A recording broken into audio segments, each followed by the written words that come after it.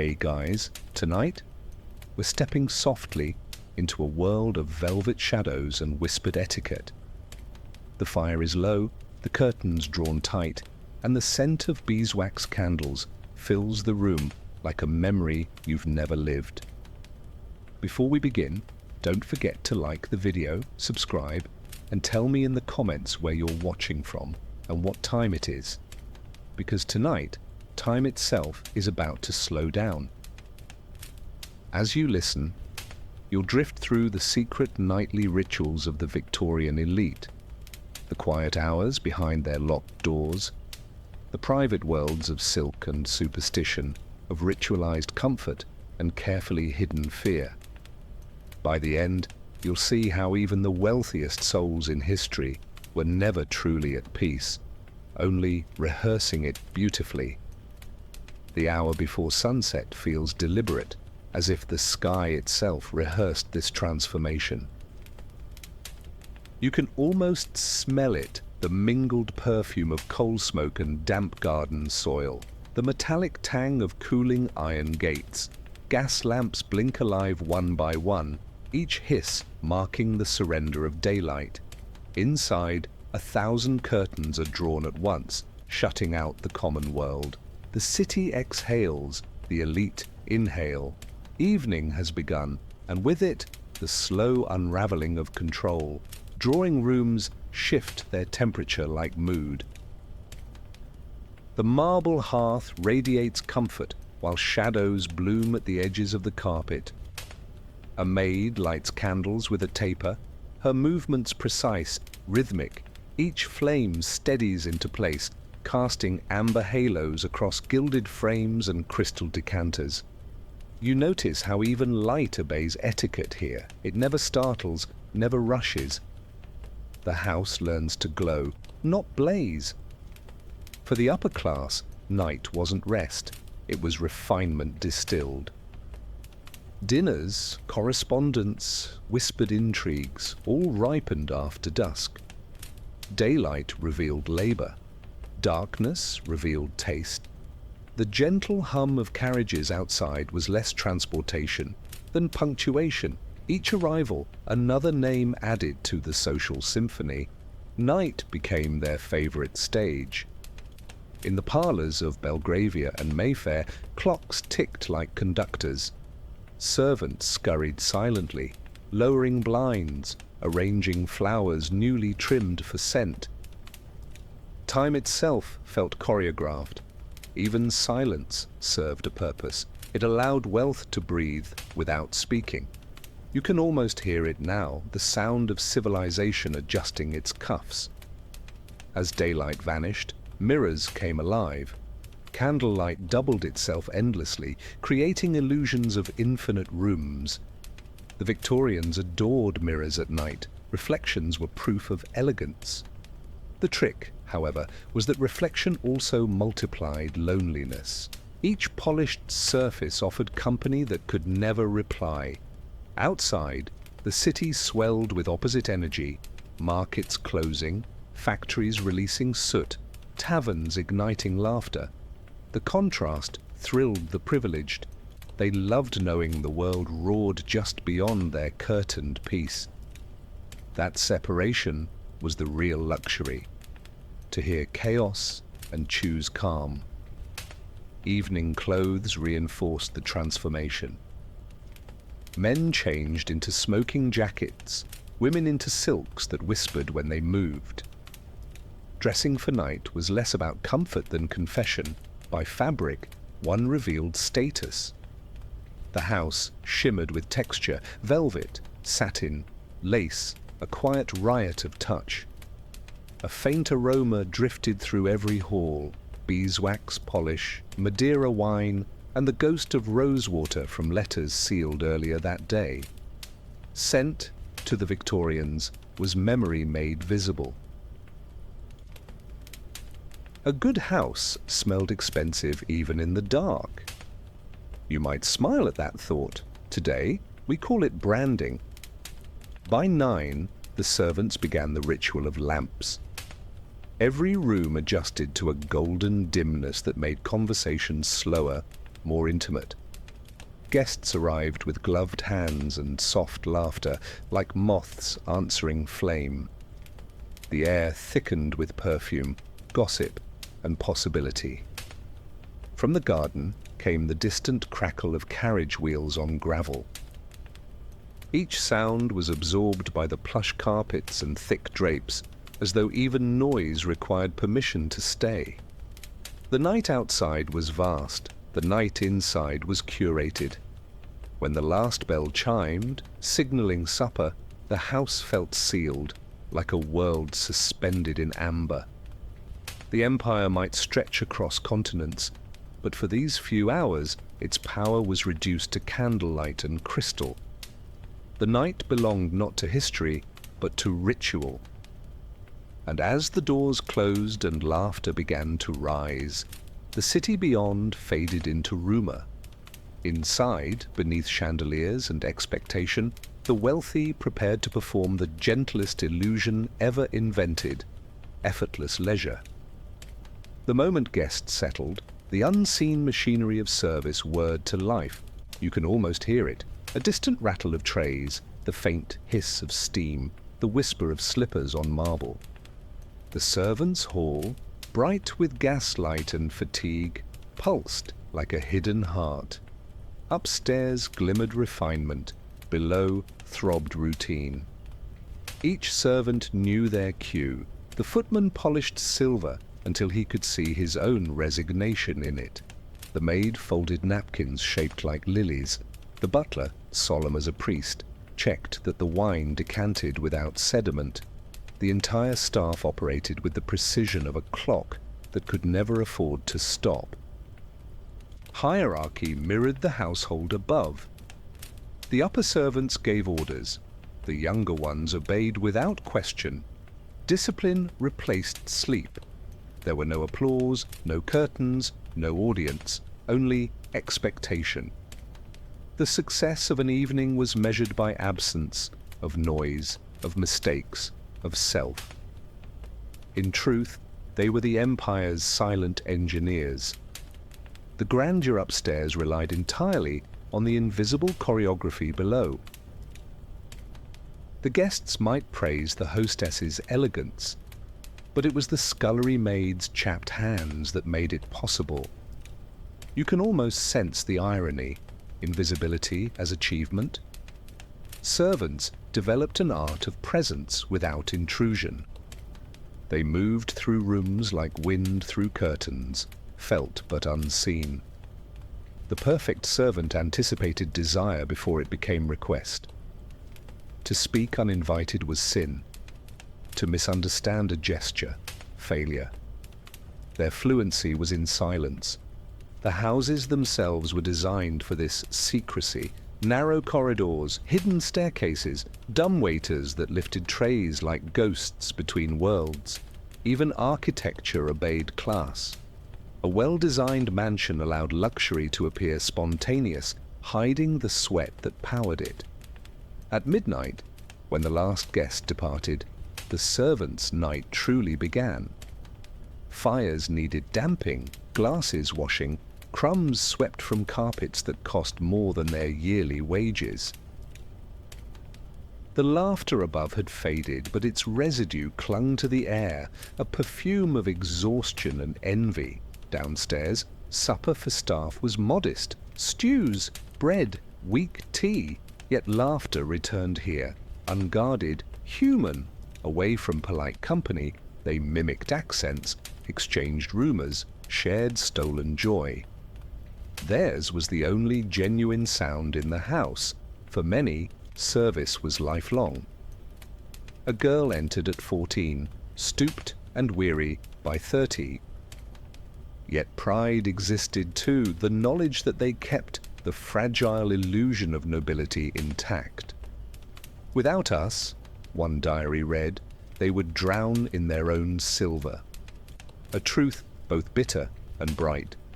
There were codes of loyalty stronger than law. Betray a master's secret, and you vanished from employment forever. Keep it, and you lived in the shadow of someone else's reputation. Either way, freedom was theoretical. Yet, Even within limits, they found grace, shared jokes, small kindnesses, whispered songs before sleep. When the lamps were finally extinguished and footsteps ceased, the house exhaled. Upstairs, the elite dreamed of prestige. Downstairs, the servants dreamed of daylight. Two worlds separated by carpet, joined by exhaustion. And somewhere, perhaps in the faint hum of the walls, both dreams met for a moment, proof that even in the most divided of houses, everyone longs for the same simple thing: rest. The clock strikes 10, and a hush passes through the house. You can almost hear the faint rustle of fabric echoing behind closed doors. Upstairs, lamps burn lower, mirrors soften. In this quiet hour, the day begins to unbutton itself. The aristocrat stands before the dressing mirror, ringed in gold, watching their reflection flicker like a memory. The air smells of starch, rosewater, and faint, cold smoke. Undressing, here, is ceremony, not relief. A lady's maid enters first, carrying folded night linen and a brush with a mother-of-pearl handle. Her steps are silent, rehearsed from years of practice. Every motion is precise: the unfastening of pearls, the gentle tug at stays, the gown eased down like a curtain at the end of a play. Modesty, paradoxically, requires witnesses. Privacy in this world always arrives with supervision. For gentlemen, the valet assumes the same role: steady, expressionless, discreet. He lays out the evening robe, folds the cravat with near religious attention. Clothing is biography here. Each button narrates class. Even the act of removing it must appear graceful. You can almost smell the faint tang of pipe smoke and shaving soap clinging to the air. What fascinates you is how much of identity was woven into fabric. The Victorian elite built themselves from textiles: silk for wealth, linen for purity, velvet for gravity. To undress meant dismantling status thread by thread. No wonder they did it slowly. Each layer removed risked revealing the human beneath. Hair, that other emblem of decorum, required its own liturgy. 100 strokes of the brush, no fewer, no more, to smooth both strands and spirit. The repetition lulled the mind, like prayer disguised as vanity. The soft sound of bristles through hair was as much music as hygiene. Corsets sighed as laces loosened. The first deep breath after hours of compression felt scandalous, almost indecent. Doctors warned that tight stays displaced organs, yet fashion never yielded. Beauty, in that era, was often the art of appearing comfortable while in quiet pain. You might smile. Some ideals haven't changed much. For men, the ritual carried equal vanity. The removal of boots, the polishing of cufflinks, the precise folding of trousers across a chair. To neglect these habits hinted at moral decay. Order was virtue made visible. Chaos smelled suspiciously of the lower classes. The body beneath all this artifice was rarely acknowledged. Flesh was practical, a vehicle for clothing, an inconvenient truth of existence. They preferred their reflections dressed, but mirrors at night are honest. Candlelight refuses to flatter. It reveals wrinkles, fatigue, the small betrayals of living. Sometimes a moment of quiet rebellion slipped through. A sigh too long, a look held in the mirror's silvered eye, an awareness that all this effort changed nothing essential. Beneath velvet and etiquette, every human looks tenderly the same. The thought flickered, then vanished, treasonous but true. Once garments were folded and jewelry locked away, the maid extinguished the lamp, leaving only the glow of embers. The room felt weightless without silk and satin, as though humility itself had scent. Sleep was near, but not yet invited. There lingered a last gesture, a touch of perfume on linen, believed to sweeten dreams. Superstition disguised as elegance. The candle hissed softly as it was snuffed, sending up a thread of smoke that curled like the day's departing spirit. And in the darkness that followed, the aristocrat finally breathed without performance. For a few fleeting hours, the body belonged to itself again, unlaced, unjudged, and utterly still. The master bedroom waits like a stage before curtain. You can almost feel the hush of wealth settling into stillness. Thick carpets swallow footsteps. Silk drapes mute the wind. The air carries a faint mixture of lavender sachets and coal dust, sweetness battling industry. This room is the empire's softest throne, and the bed its crown. Beds were architecture as much as furniture. 4 posters carved from mahogany rose like pillars of devotion. Canopies hung heavy with embroidery, tassels catching candlelight. Sheets were linen spun thin as honesty, pillows stuffed with eiderdown imported from Norway. Sleep here was less necessity than performance of grace. Temperature was a nightly obsession. Coal grates glowed under brass guards, while servants placed warming pans between sheets moments before their masters entered. The smell of heated metal mingled with starch and perfume. Comfort was curated, not spontaneous. The slightest chill was treated as moral offense, a hint of poverty's intrusion. Bedrooms revealed rank more clearly than parlors. Guests might never see them, yet gossip always found its way in. The quality of one's drapery, the placement of a chaise, even the number of embroidered initials signaled worth. The Victorians believed luxury, like character, should survive inspection even in darkness, but beauty demanded labor. Maids aired linens daily, shook carpets from balconies, polished brass bedposts until they shone like sermons on virtue. The very symbol of rest relied on endless unrest beneath it. You can almost hear the soft thud of hands beating dust from velvet, the muffled coughs of those making perfection invisible.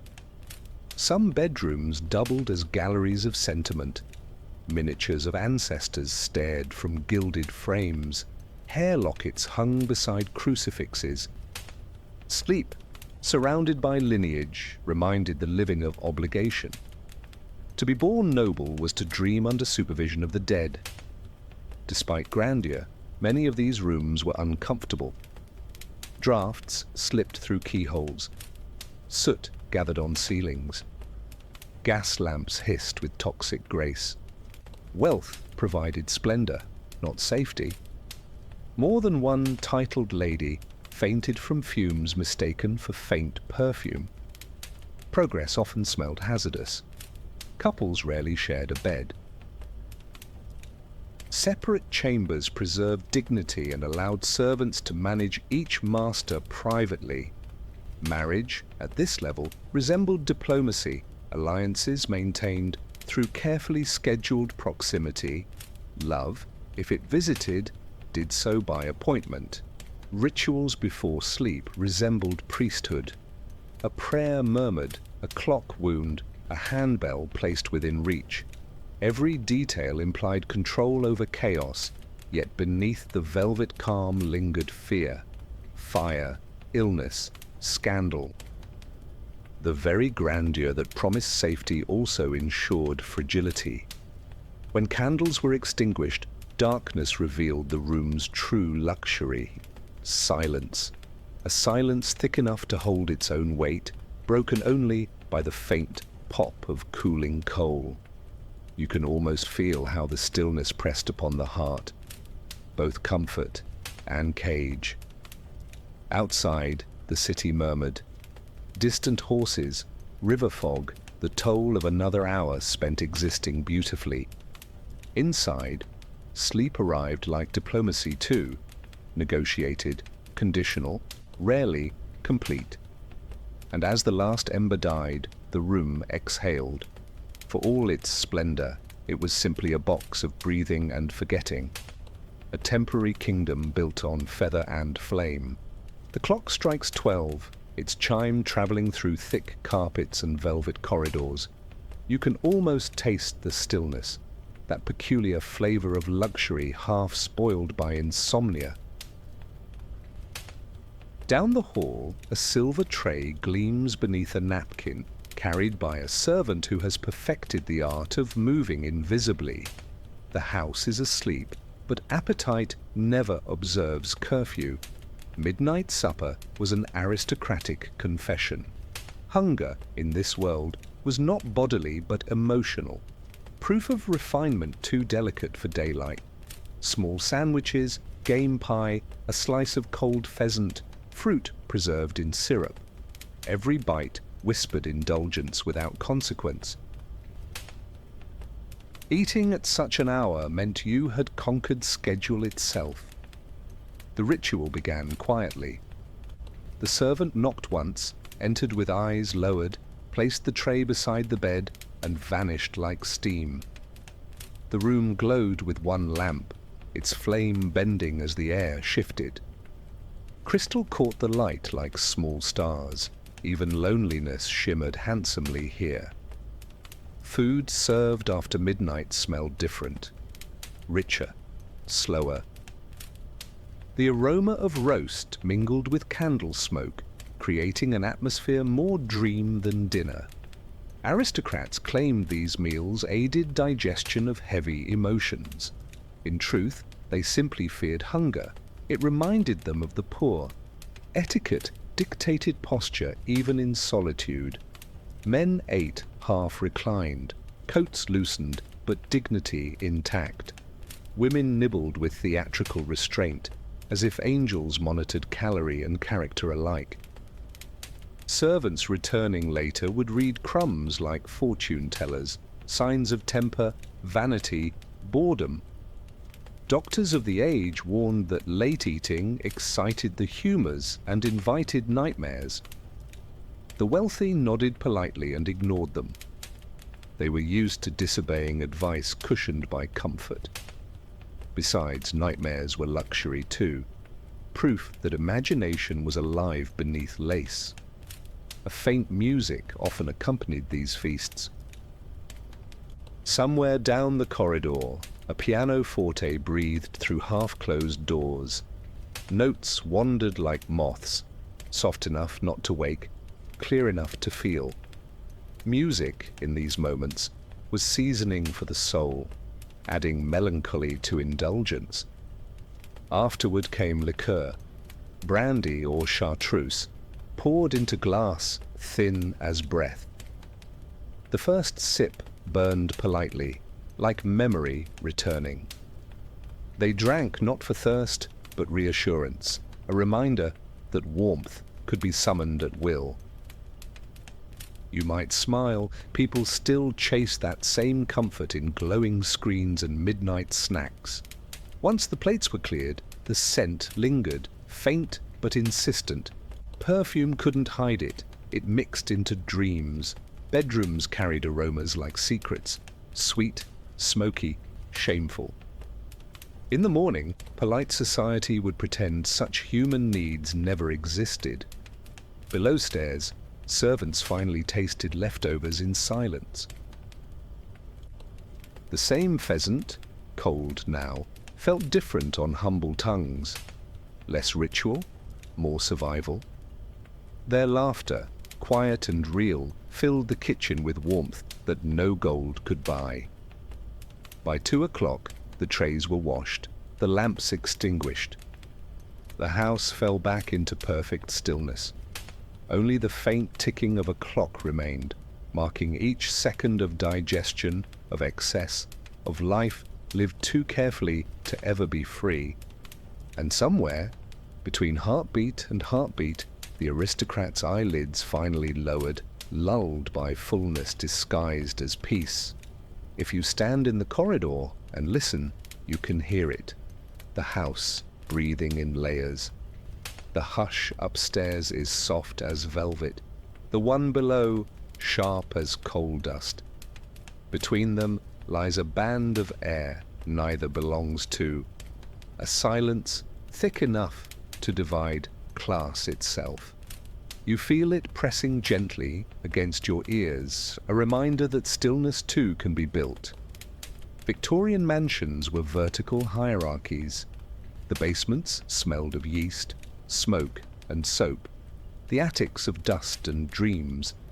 Masters slept in grandeur at the core, servants at the edges where the wind intruded. Architecture mirrored morality, comfort above, labor below. Sound obeyed rank. A creak overhead meant command. A creak beneath meant compliance. Even footsteps carried grammar. Servants were trained to walk heelless, to blend their existence into carpet. The perfect night was one where the wealthy forgot sound entirely. Walls thickened as floors rose. Engineers boasted that a whisper from the scullery could never reach the drawing room. Privacy was purchased in plaster. Yet isolation breeds its own noise. The pulse in your ear, the tick of cooling pipes, the heartbeat of a sleeping empire. Sometimes the two worlds brushed accidentally. A dropped plate, a cough through a vent, laughter drifting upward before dying of fright. Those moments felt almost intimate. Humanity slipping through brick like light through lace. Then silence resumed, embarrassed by its honesty. Servants' corridors ran parallel to luxury ones, narrow and windowless. At night, they glowed faintly from oil lamps, walls damp with breath. Down these veins of stone moved the house's true life, the people who kept the illusion warm. You can almost see their shadows sliding past the plaster, nameless but necessary. Upstairs, the master dreams of triumphs, the lady of appearances. Downstairs, the kitchen maid dreams of warmth without permission. Both slumber under the same roof, yet inhabit different seasons. The air between them holds the temperature of inequality. There were stories of hauntings in such houses, and not ghosts of tragedy, apodetium, but echoes of service. Visitors swore they heard footsteps when no one walked. Perhaps silence itself remembers labor.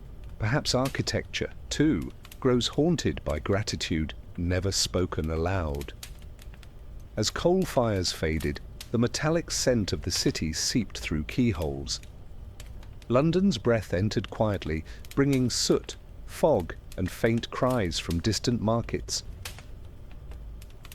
Even in sleep, the rich inhaled traces of the world they tried to shut out. Wealth could curtain windows, not atmosphere. By 3 a.m, both worlds were perfectly still. The servants finally in their narrow beds, the masters folded in feather clouds above. Between them stretched that dense, invisible pause, the empire's most honest boundary. You listen once more. No clocks, no carriages, only the sound of time itself balancing on silence. It feels eternal, fragile, and strangely tender.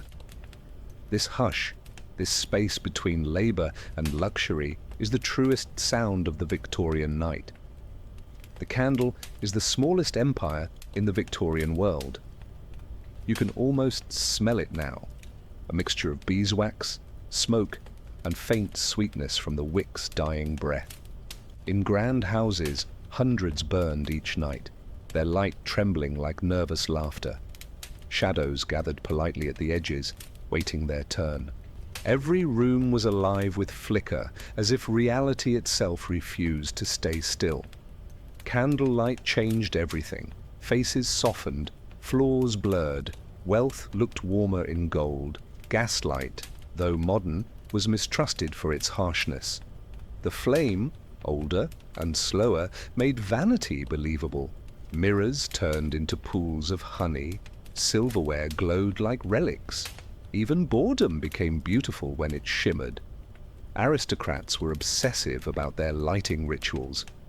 Certain families used specific blends of tallow and beeswax to achieve signature scents. Some claimed their candles refined the air, as though money could make smoke virtuous. Others paid fortunes to chandlers who guarded recipes like alchemists. A candle could cost more than a laborer earned in a week. The flame was both symbol and seduction. It meant control, man mastering darkness, yet it also threatened ruin.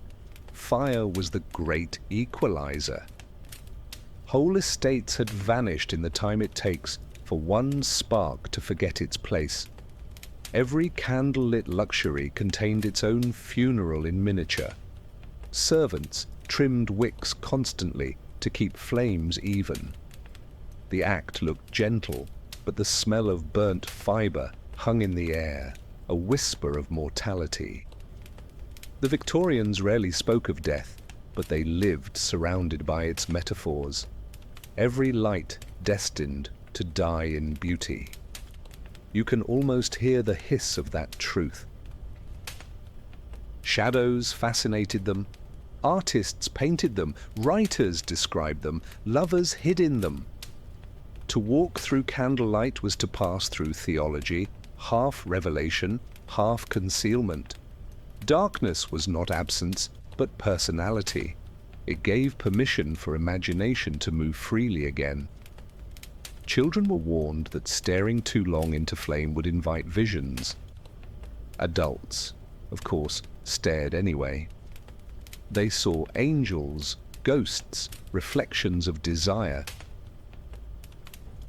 In a world afraid of emotion, the candle became a safe confessional. You could blame hallucination for honesty. The dance of light and shadow turned ordinary rooms into dreams. Drapes breathed, portraits seemed to blink. You can almost feel that tremor, the way candlelight makes even emptiness look alive. It's why insomnia never felt lonely. The room itself stayed awake with you. Before sleep, aristocrats performed one final ritual, snuffing the candles with small silver bells, never blowing them out. Breath was considered too crude for something sacred. The faint hiss, the last curl of smoke, marked not end, but transition. From light to thought, from duty to desire. The smell that lingered afterward was oddly comforting. Burnt wax, cooled brass, faint musk from the extinguished flame. It meant safety, conclusion. It was the scent of the house closing its eyes. Even centuries later, that fragrance still carries nostalgia. It's not just wax and smoke, it's civilization remembering how to rest. Candlelight, for the Victorians, was both art and anesthesia. Their chosen way of dreaming before sleep had even begun. And as the final glow vanished, what remained was reflection. Not of faces, but of stillness itself. The grand staircase is silent now, but below it hums another world.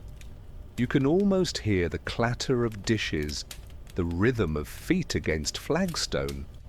While the masters drift towards sleep, servants begin their real work. Midnight is their morning.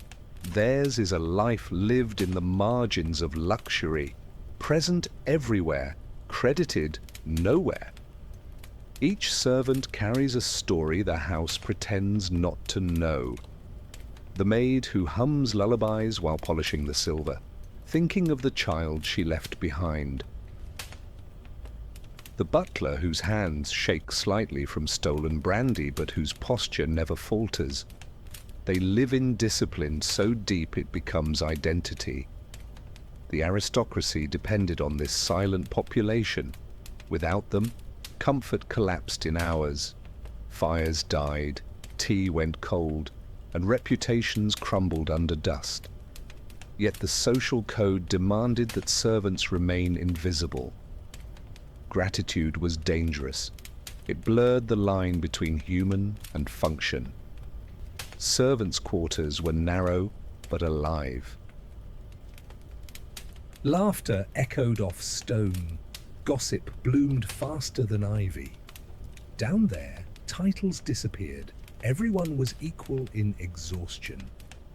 They spoke freely about the people upstairs, mimicry sharp as wit, humor as survival.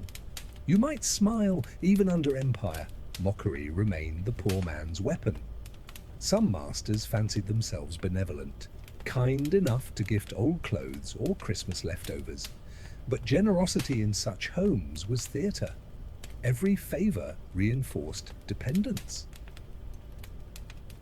To accept kindness was to confirm one's place beneath it. You can feel the sting of that quiet gratitude. Yet affection existed, improbably sincere. A lady might confide in her maid, a child might adore his nurse more than his mother. Love threaded through duty, awkward and unspoken. It made the hierarchy bearable, even beautiful, in fleeting moments. Night deepened differently below stairs. The air was warmer, thick with coal and sweat. The kitchen's dying fire cast orange halos over tin pots. Someone whispered a hymn, half remembered. Someone else mended socks. The sound of ordinary life continued, while the elite dreamed of their own perfection. They, too, had rituals, folding napkins precisely, aligning boots by candlelight, murmuring brief prayers before collapsing into narrow beds. These gestures weren't mere tasks, they were proofs of worth, small rebellions against invisibility. To work well was to matter, even if unseen.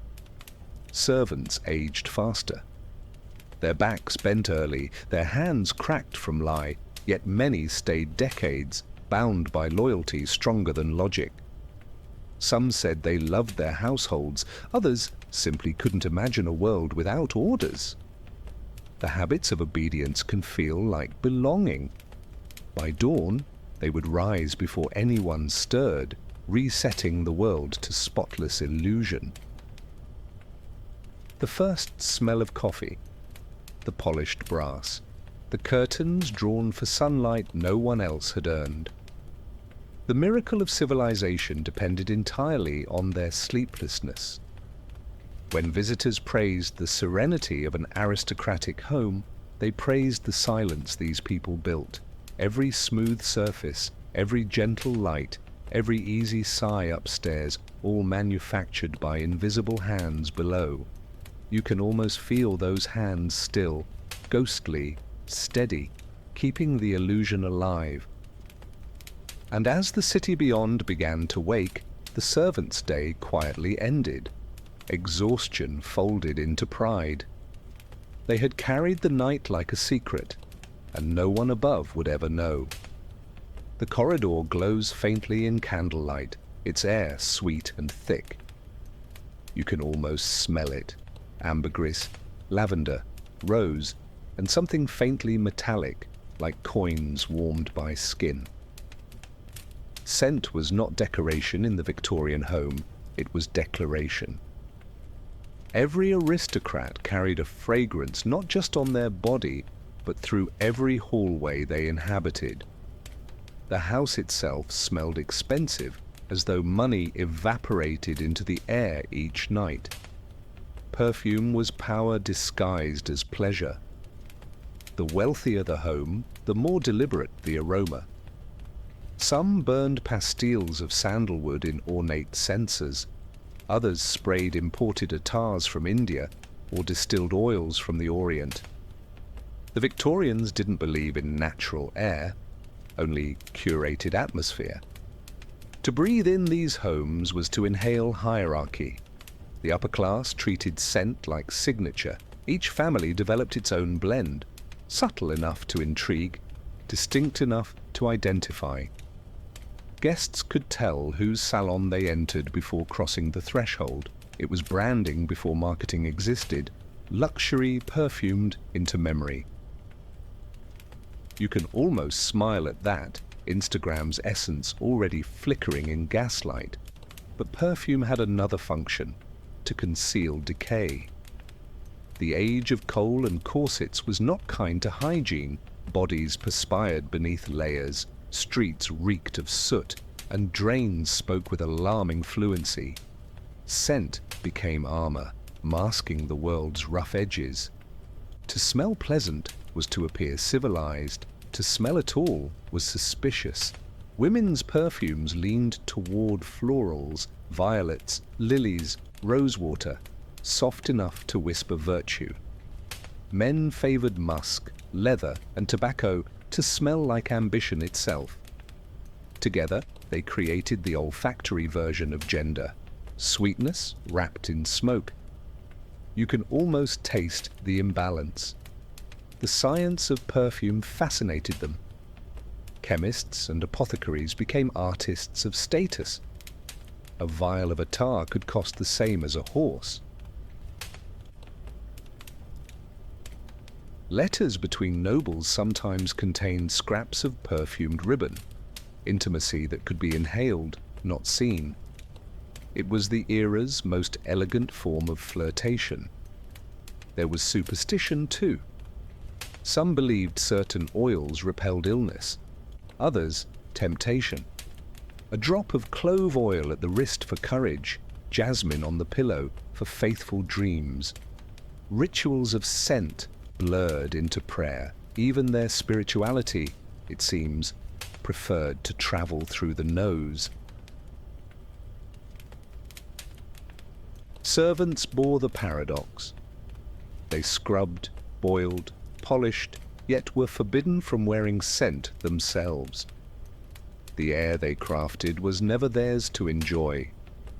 Their bodies were expected to be invisible in every sense: sight, sound, and smell. You can almost feel how cruelly efficient that invisibility was.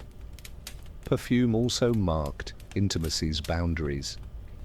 Lovers exchanged fragrances like secret languages. To catch a whiff of someone's cologne in an empty room was scandal enough to ignite gossip for weeks. Scent lingered longer than reputation. Both were impossible to erase. Even the dead were perfumed. Funerals reeked of lilies and camphor, embalming life with decorum. The Victorians masked mortality as politely as they masked sweat. Beauty, in their world, was simply cleanliness, pretending to be eternal.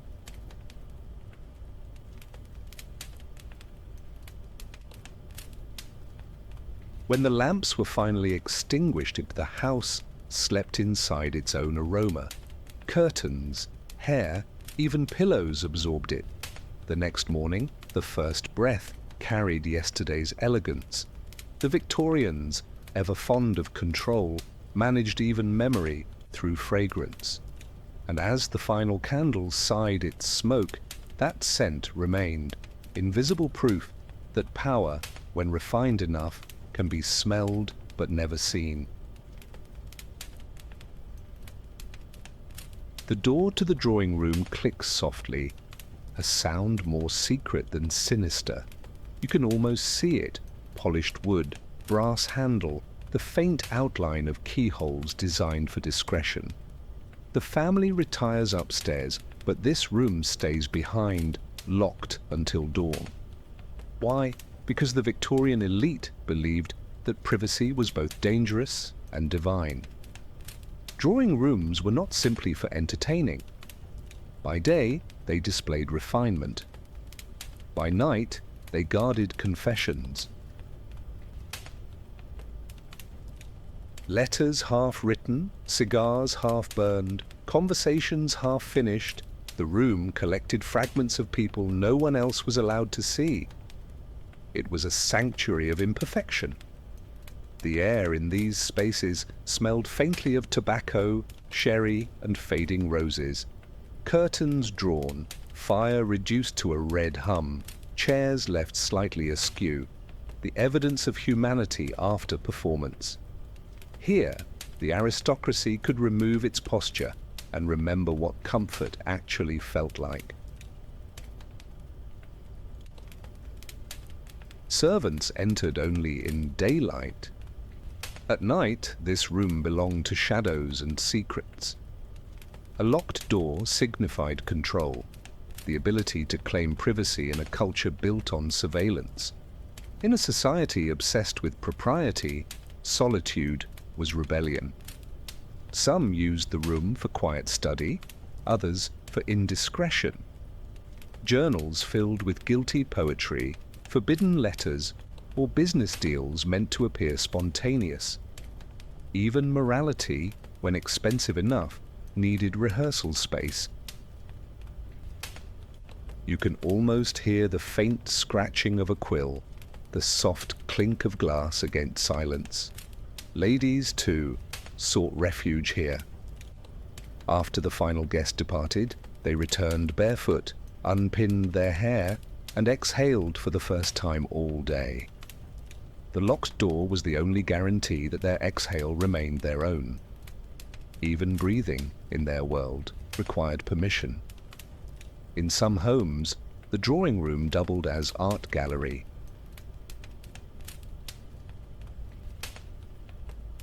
Paintings of ancestors lined the walls, unblinking witnesses to their descendants' fatigue.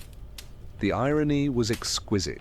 Portraits meant to immortalize dignity became silent accomplices to exhaustion. Sometimes the room hosted midnight games, cards, gossip, laughter, laced with exhaustion. Rules loosened with each glass poured. Rank softened, formality cracked. For a few stolen hours, everyone pretended equality existed. The next morning, hierarchy reasserted itself like gravity, but memory lingered, delicate and dangerous. Writers of the age adored this duality. The locked drawing room appeared in countless novels, a stage for intrigue, a symbol for conscience. It embodied everything Victorian. Order concealing chaos, morality pretending not to watch itself. What's remarkable is how such rooms mirrored their owners' minds. Beautiful, symmetrical, locked from within. The key always existed, yet rarely used. Perhaps that's the truest definition of aristocracy. Privacy mistaken for peace. When dawn approached, servants entered to tidy. Ashes swept, glasses polished, letters sealed, every trace of imperfection erased. The illusion of perpetual composure restored. The door locked again, not for secrecy this time, but for symmetry. The room would rest until darkness summoned truth once more. And somewhere behind its polished veneer, the faint echo of laughter and regret lingered. Proof that even perfection, left alone long enough, eventually confesses. The clock has long passed midnight, yet footsteps echo in the marble hall. You can almost feel the temperature shift. Cooler near the windows, warmer by the lamps left burning low. The household sleeps, but for a few, night is invitation, not end. The wealthy entertained visitors long after midnight. It was the most intimate hour of society's theatre. Not all guests arrived by carriage. Some came quietly, cloaked, with no names announced. Discretion was currency among the elite. Lovers, confidants, or political allies, they entered like ghosts, welcomed by servants trained to forget faces. The candlelight made everyone beautiful and nothing entirely true. Midnight visits were half pleasure, half negotiation.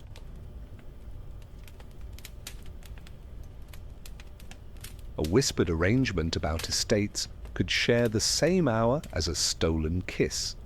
Etiquette demanded composure, but the late hour loosened language. Truth found courage in exhaustion. The polite world turned porous after midnight. The drawing room transformed for such encounters. Lamps dimmed, doors closed, decanters refilled. The air smelled faintly of tobacco, orange peel, and anticipation.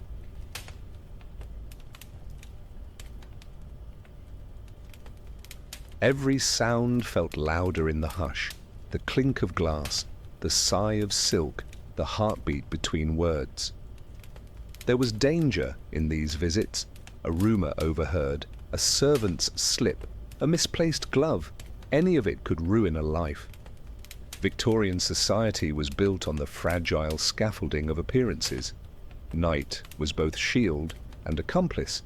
You can almost hear the irony breathing in the dark. Women risked the most. A lady caught receiving a man unsupervised was social death. Yet some did, drawn by loneliness disguised as courage.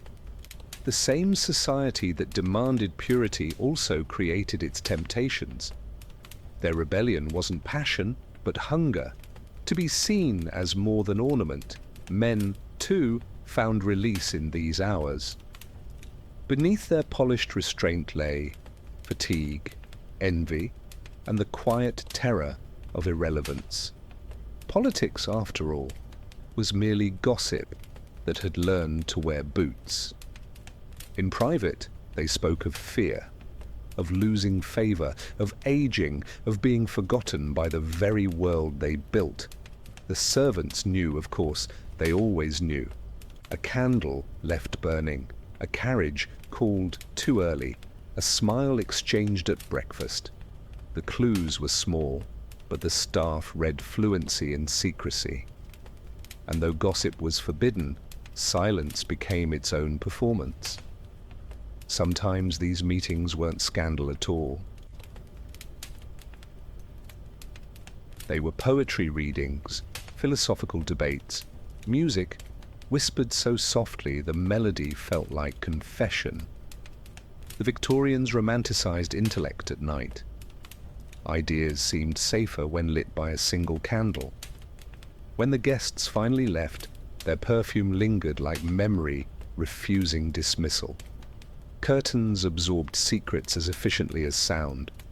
The house returned to stillness, yet the air hummed with what it had witnessed. Night was their witness and their accomplice.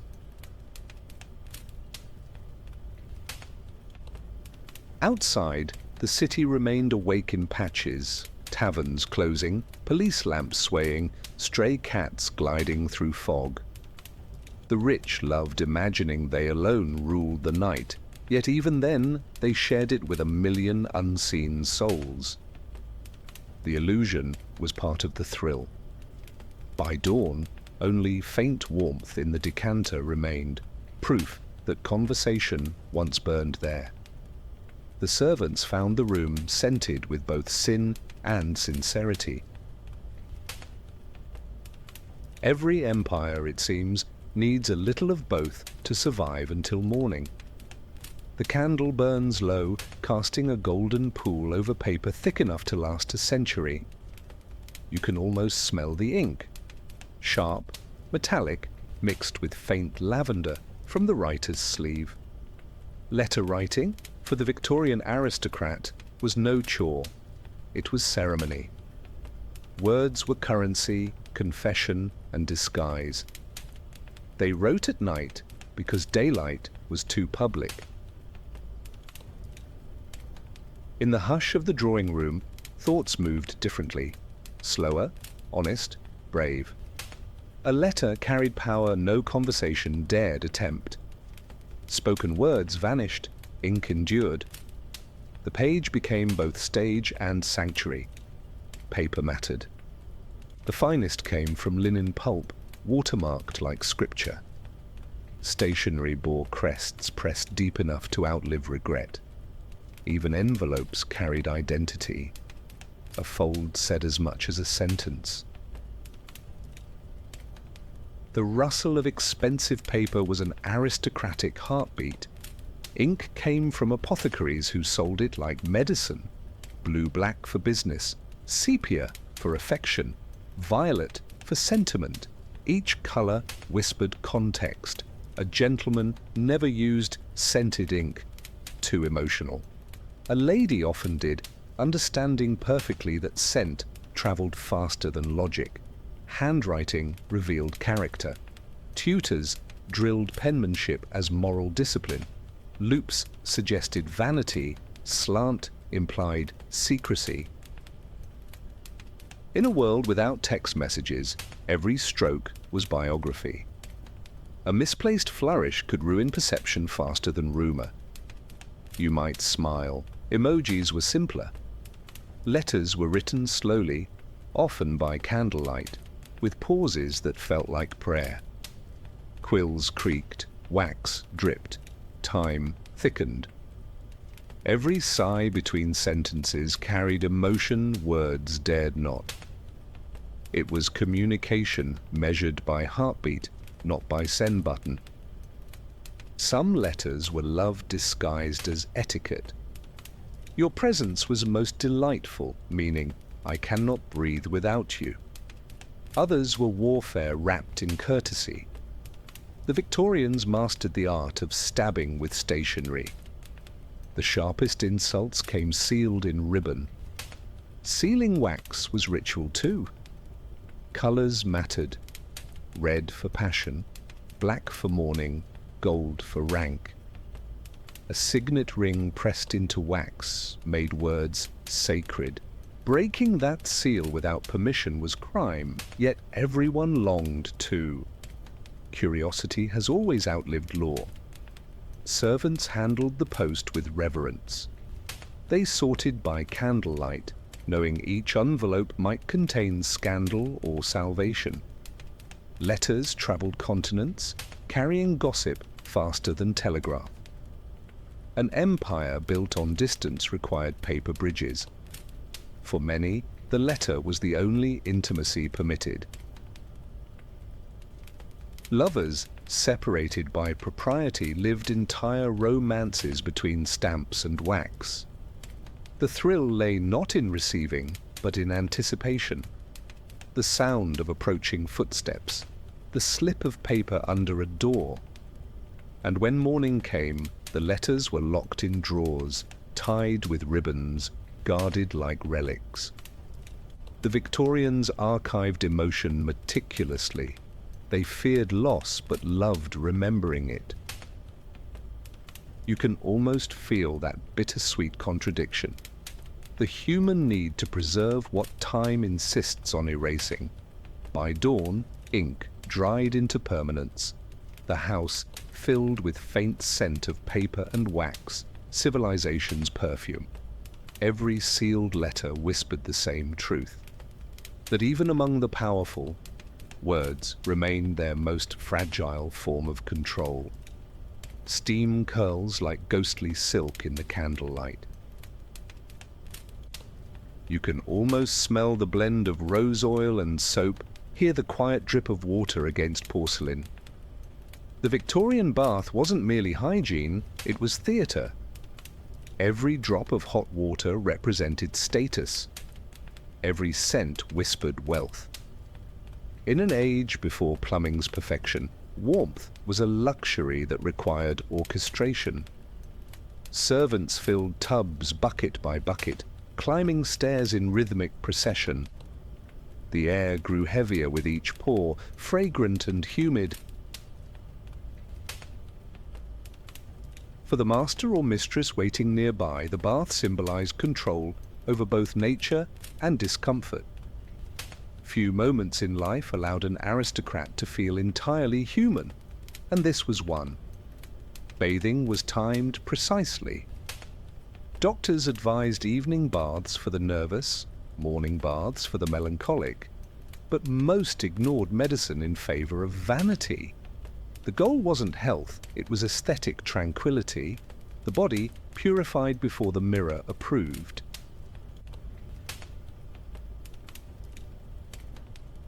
You can almost smile. Self-care has always loved expensive excuses. The water itself carried narrative. Rainwater was best, soft and pure. Hard city water was suspect, blamed for dull skin and moral decay. Some added milk, others champagne, liquid, luxury, meeting illusion. Nothing soothed the conscience like bathing in something costly. Perfume oils turned the bath into ritual. Lavender for calm, jasmine for allure, bergamot for dignity. The scents rose and mingled with candle smoke, painting invisible patterns on the ceiling. For the Victorians, fragrance didn't end with clothes. It followed them into dreams. Bathrobes were masterpieces too. Velvet, embroidered, trimmed with gold thread, towels thick enough to muffle regret. A servant waited discreetly nearby, holding warmed linen. Privacy, even in nudity, required witnesses. Freedom, for the rich, always arrived supervised. Men used baths as reflection chambers. Some rehearsed speeches, others calculated inheritances. Steam blurred the world into something forgiving. Water, unlike people, didn't judge. It erased dust, sweat, and the small humiliations of conversation. Women saw the bath as metamorphosis. Emerging meant renewal, rebirth into composure. Mirrors framed each gesture like a portrait in progress. Beauty here wasn't vanity, it was armor, the softest kind of power, silently sharpened each night. Not all baths were serene. Pipes moaned, water cooled too fast, servants forgot salts, anger echoed sharply off tile. Even luxury, at its height, contained imperfection. The Victorians mastered pretending that discomfort was elegance misunderstood. In winter, steam clung to windows, blurring the city beyond. Through condensation, London became impressionist, fog within fog. Inside, the bather watched the world dissolve and felt divine, at least until the towel cooled. When the ritual ended, water drained with a gurgle like sighing silk. Servants carried it away as if removing evidence. The scent lingered. Rose, ash, skin. Proof of effort hidden once more beneath lace and restraint. And as the final candle dimmed, the bather stepped softly toward bed, polished to tranquility, freshly washed of everything but history. Somewhere beneath the velvet hush of the manor, a single piano note trembles through the hall. You can almost hear it. Soft, deliberate, unanswered. In the Victorian night, love never spoke aloud. It hinted, signaled, disguised itself as coincidence. Passion in that era didn't shout. It blinked twice in candlelight. Affection between classes was unthinkable, yet inevitable. A glance exchanged over silver trays, a hand brushing fabric too slowly to be accidental. Servants knew danger, aristocrats knew boredom. Together they invented languages no dictionary could translate. The house itself became accomplice. Every household possessed secret rhythms. 3 knocks on a pantry door, a candle left burning, a handkerchief folded in triangles instead of squares. Each gesture said what words could not. Romance survived through geometry. The Victorians perfected desire as architecture. Love letters were risky, but signals were art. Lovers sent messages through objects, flowers turned upside down, ribbons tied left instead of right. The color of ink, the timing of a carriage ride, even the choice of dessert at supper might mean everything. At night, when the house hushed, footsteps spoke for hearts. A floorboard creak was scripture. The faint reflection in a polished doorknob confirmed what the world forbade. You can almost feel the pulse in that stillness, louder than any confession. Some liaisons were brief, born of curiosity rather than passion. Others stretched decades beneath silence. Servants risked dismissal. Ladies risked ruin. Men risked reputation, which in that society often mattered more than conscience. Love demanded courage the century rarely allowed. There were stories of messages passed through laundry, initials sewn in hidden thread, perfume pressed into collars. The line between sin and art blurred nightly. Victorian restraint produced not purity but poetry. Not all love was scandalous. Married couples, too, invented signals to survive etiquette. A hand on the arm at dinner meant apology, a nod at the carriage door, forgiveness. Even affection had to hide in plain sight, rehearsed like diplomacy.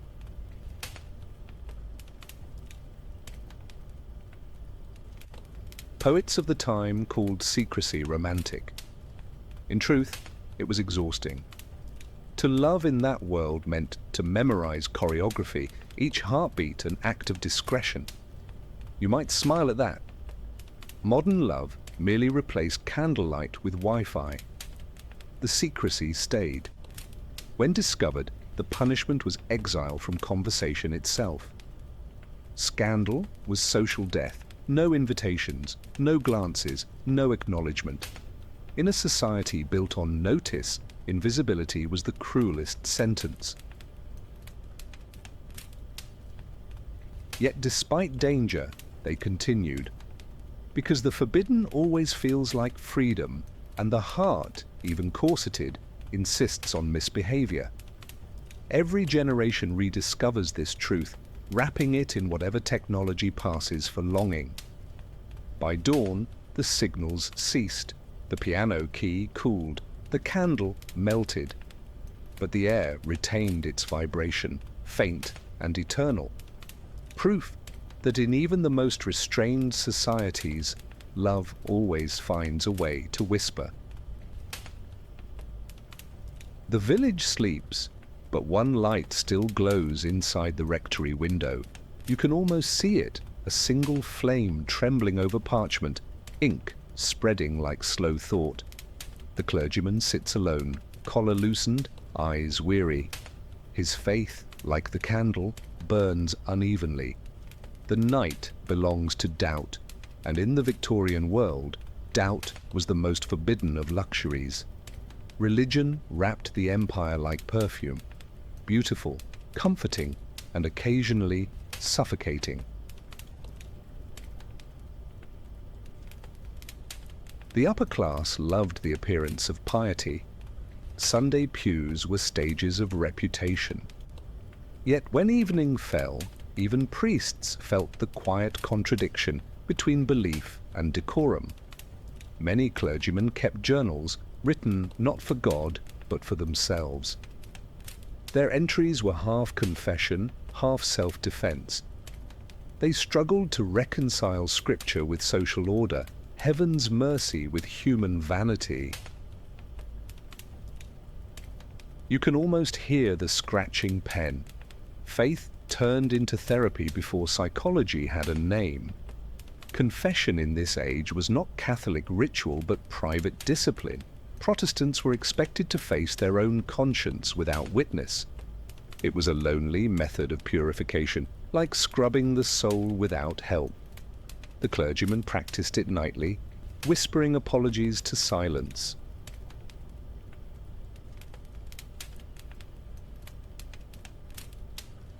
He prayed for his parishioners, the widows worried about coal, the drunkards in the alleys, even the aristocrats whose charity reeked faintly of pride. But sometimes, when the candle guttered, he wondered who prayed for him. The thought felt indecent, but also human. Faith in the Victorian sense was architecture, every prayer another brick and every doubt a crack. The clergyman patched walls daily, certain that collapse equaled damnation. Yet even he knew that holiness built on fear is fragile. The quiet truth frightened him more than hell itself. He often walked at night through the churchyard, coat collar raised, fog wrapping his boots. Gravestones glimmered faintly, their names softened by time. Death, to him, was less terrifying than hypocrisy. The dead were honest, the living, well-mannered liars. Inside, he removed his spectacles, rubbed his eyes, and smiled faintly at the absurdity of moral perfection. The Victorians chased virtue as though it were theatre, applauding themselves after every sermon. He knew better. Holiness was quieter, lonelier, and smelled less like flowers and more like smoke. His doubts never left the room, but they flavored his sermons. People said his words felt kind, not severe. Compassion, after all, often grows in soil watered by uncertainty. You can almost feel his relief in realizing that imperfection might be holy too. When the candle burned out, he let darkness claim the room. The air smelled of wax and humility. His journal lay open, ink glistening like confession, made visible. He slept, sitting upright, a small mercy after so many unspoken prayers. By dawn, the house was silent.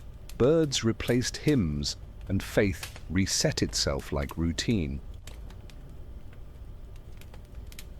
No one would ever know how close the night had come to unraveling his belief, or how much gentler he became because of it.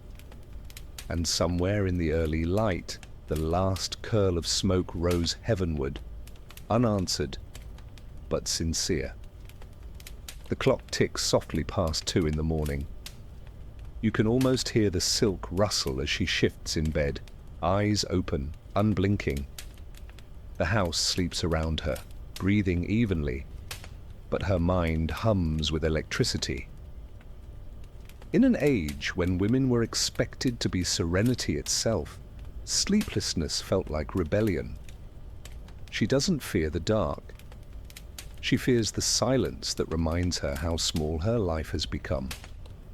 Married young, admired often, understood never. The walls glow faintly with moonlight filtered through lace curtains, delicate like the cage they represent. The Victorians called female insomnia nerves. Doctors prescribed rest, tonics, and silence. But she knows it isn't illness, it's awareness. Every night her mind wakes precisely when the world demands her quiet. Thought becomes the only form of freedom left. Books are her secret. Beneath the bed lies a hidden copy of poetry, forbidden, not for content, but for emotion. She reads by candlelight, lips moving silently. Words become companions. Better company than conversation. The verses whisper truths polite society avoids, that longing is not sin, only evidence of life. The air grows colder, scented faintly of coal and lilac. Her maid sleeps nearby on a cot, dreaming of simpler exhaustion. The woman envies that simplicity, to be tired from work, not from thinking. The upper class suffered a more elegant kind of sleeplessness, boredom sharpened into philosophy. Sometimes she paces the carpet barefoot, the pattern imprinting briefly on her skin. The sensation grounds her.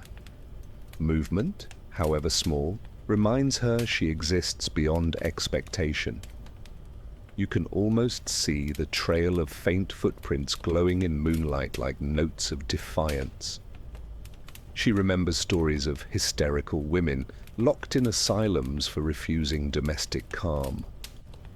The cure was always silence, never listening. She knows better. Her sleeplessness isn't sickness, it's sanity that forgot how to disguise itself.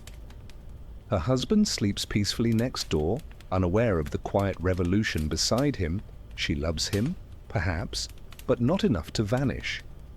In the stillness, she rehearses imaginary conversations, the kind she'll never have aloud. Even imagination, in her world, requires stealth. At 3, she lights another candle. Flame flares briefly, a golden heartbeat. The room glows intimate and kind. She writes in her diary, fragments, reflections, sometimes just words that feel good to remember. "Tonight I am not fragile," she writes. The ink trembles slightly, but the message does not. When dawn begins to pale the curtains, she hides the book, blows out the candle, and lies back down. The scent of wax lingers, proof that thought existed. The world will soon call her graceful again, unaware of the midnight rebellions that kept her soul intact. Sleep finally comes, not as surrender, but as treaty. She closes her eyes, victorious in small ways. And as light touches her face, she looks serene. Not because she obeyed, but because she quietly refused. The butler's footsteps are slower tonight. You can almost hear the soft echo of polished shoes on marble, the faint jingle of keys hidden beneath his coat.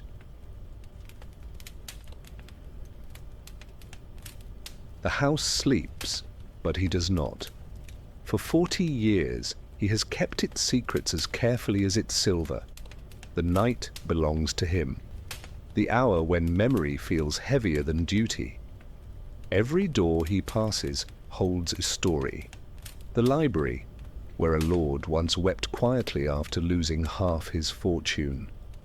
The parlour, where a guest fainted in scandalous revelation. The dining room, where he once dropped a single glass and thought the sound would end his life. The house is a museum of moments he can never share. Butlers were more than servants, they were archivists of emotion. Their silence was their contract. The Victorians prized discretion above loyalty, and so they trusted the one man who would never speak. He carried not gossip, but ghosts.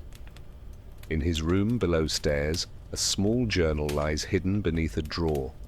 Each night he writes one sentence, never names.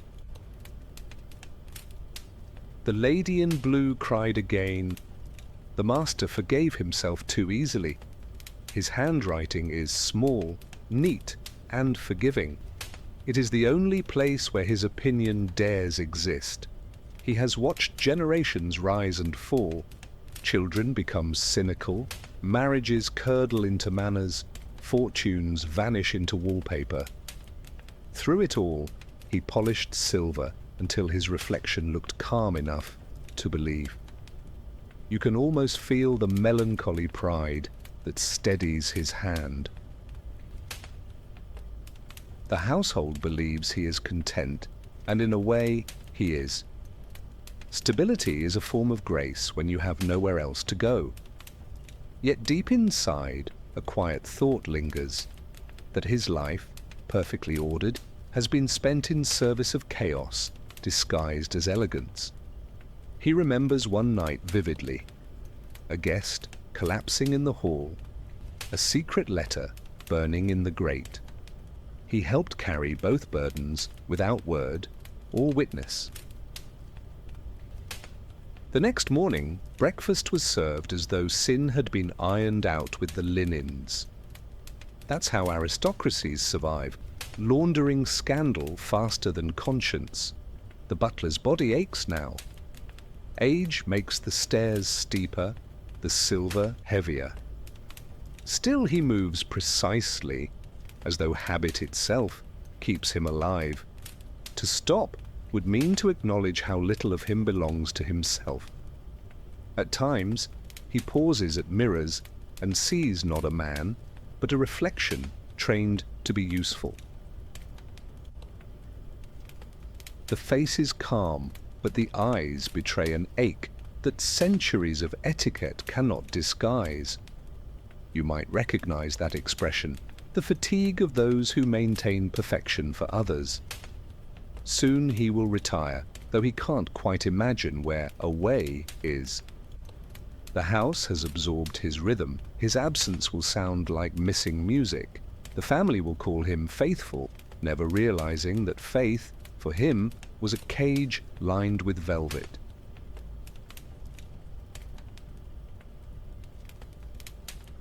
Before bed, he blows out the hallway lamp and looks once more at the portraits. "All of them," he murmurs, "still owe me thank yous." His voice doesn't echo. Houses rarely answer honesty. And when sleep finally comes, it's deep and dreamless, as though silence itself has decided to reward him. The windows fog slightly as cool air presses from outside. You can almost feel the moisture gathering on glass, the faint tremor of leaves beyond.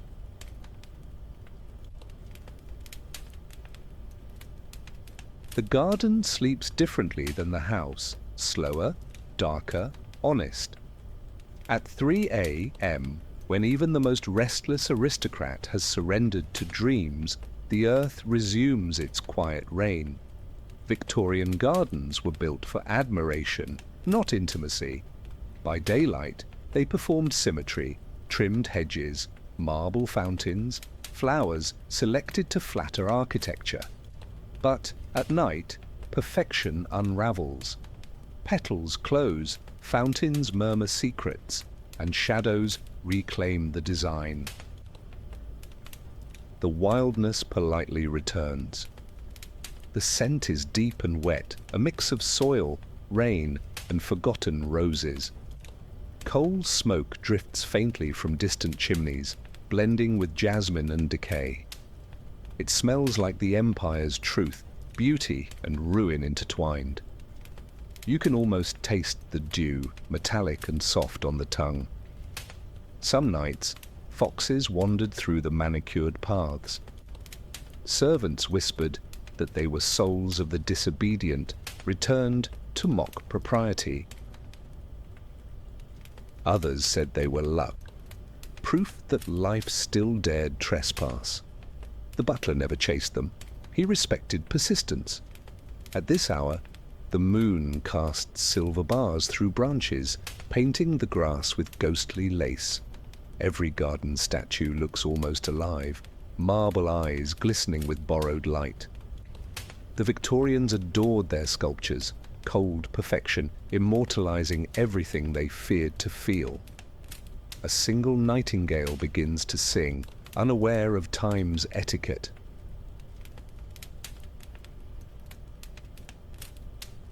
Its song trembles through hedges, startling the roses. The sound is both lonely and content, a contradiction that feels perfectly human. Nature, uninvited, performs the kindest concert of the night. Somewhere, a window opens, perhaps the sleepless woman again, drawn to the sound. Her candle flickers faintly above the garden like a star that forgot its sky.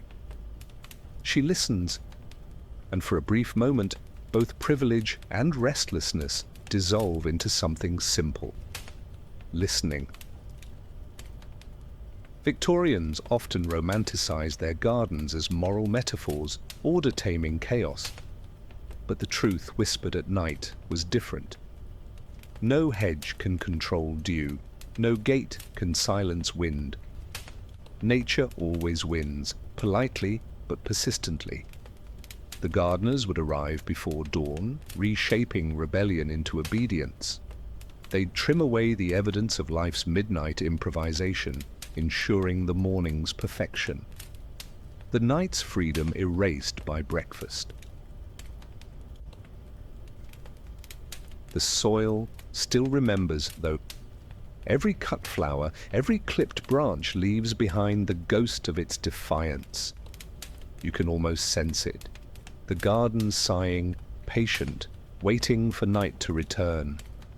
And as the horizon pale lightens, dew glitters across the statue's cold shoulders. The night's last breath evaporates into morning, leaving behind the faintest trace of truth. That beauty is most sincere when no one is watching. The piano waits in the dark, lid closed, keys cool beneath the faint dust of silence.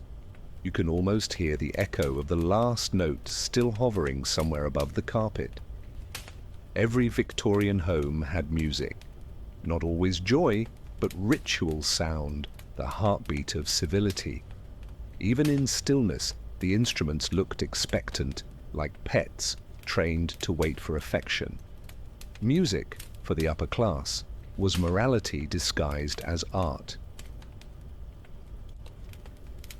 A lady who played gracefully was praised for character as much as talent. Composure at the keyboard reflected discipline in the drawing room. Mistakes, like emotions, were best avoided or disguised with poise. By night, however, rules softened. After guests departed and candles dimmed, the piano often reopened. Someone, perhaps the daughter, perhaps the lonely master himself, would play quietly, not for applause but for peace.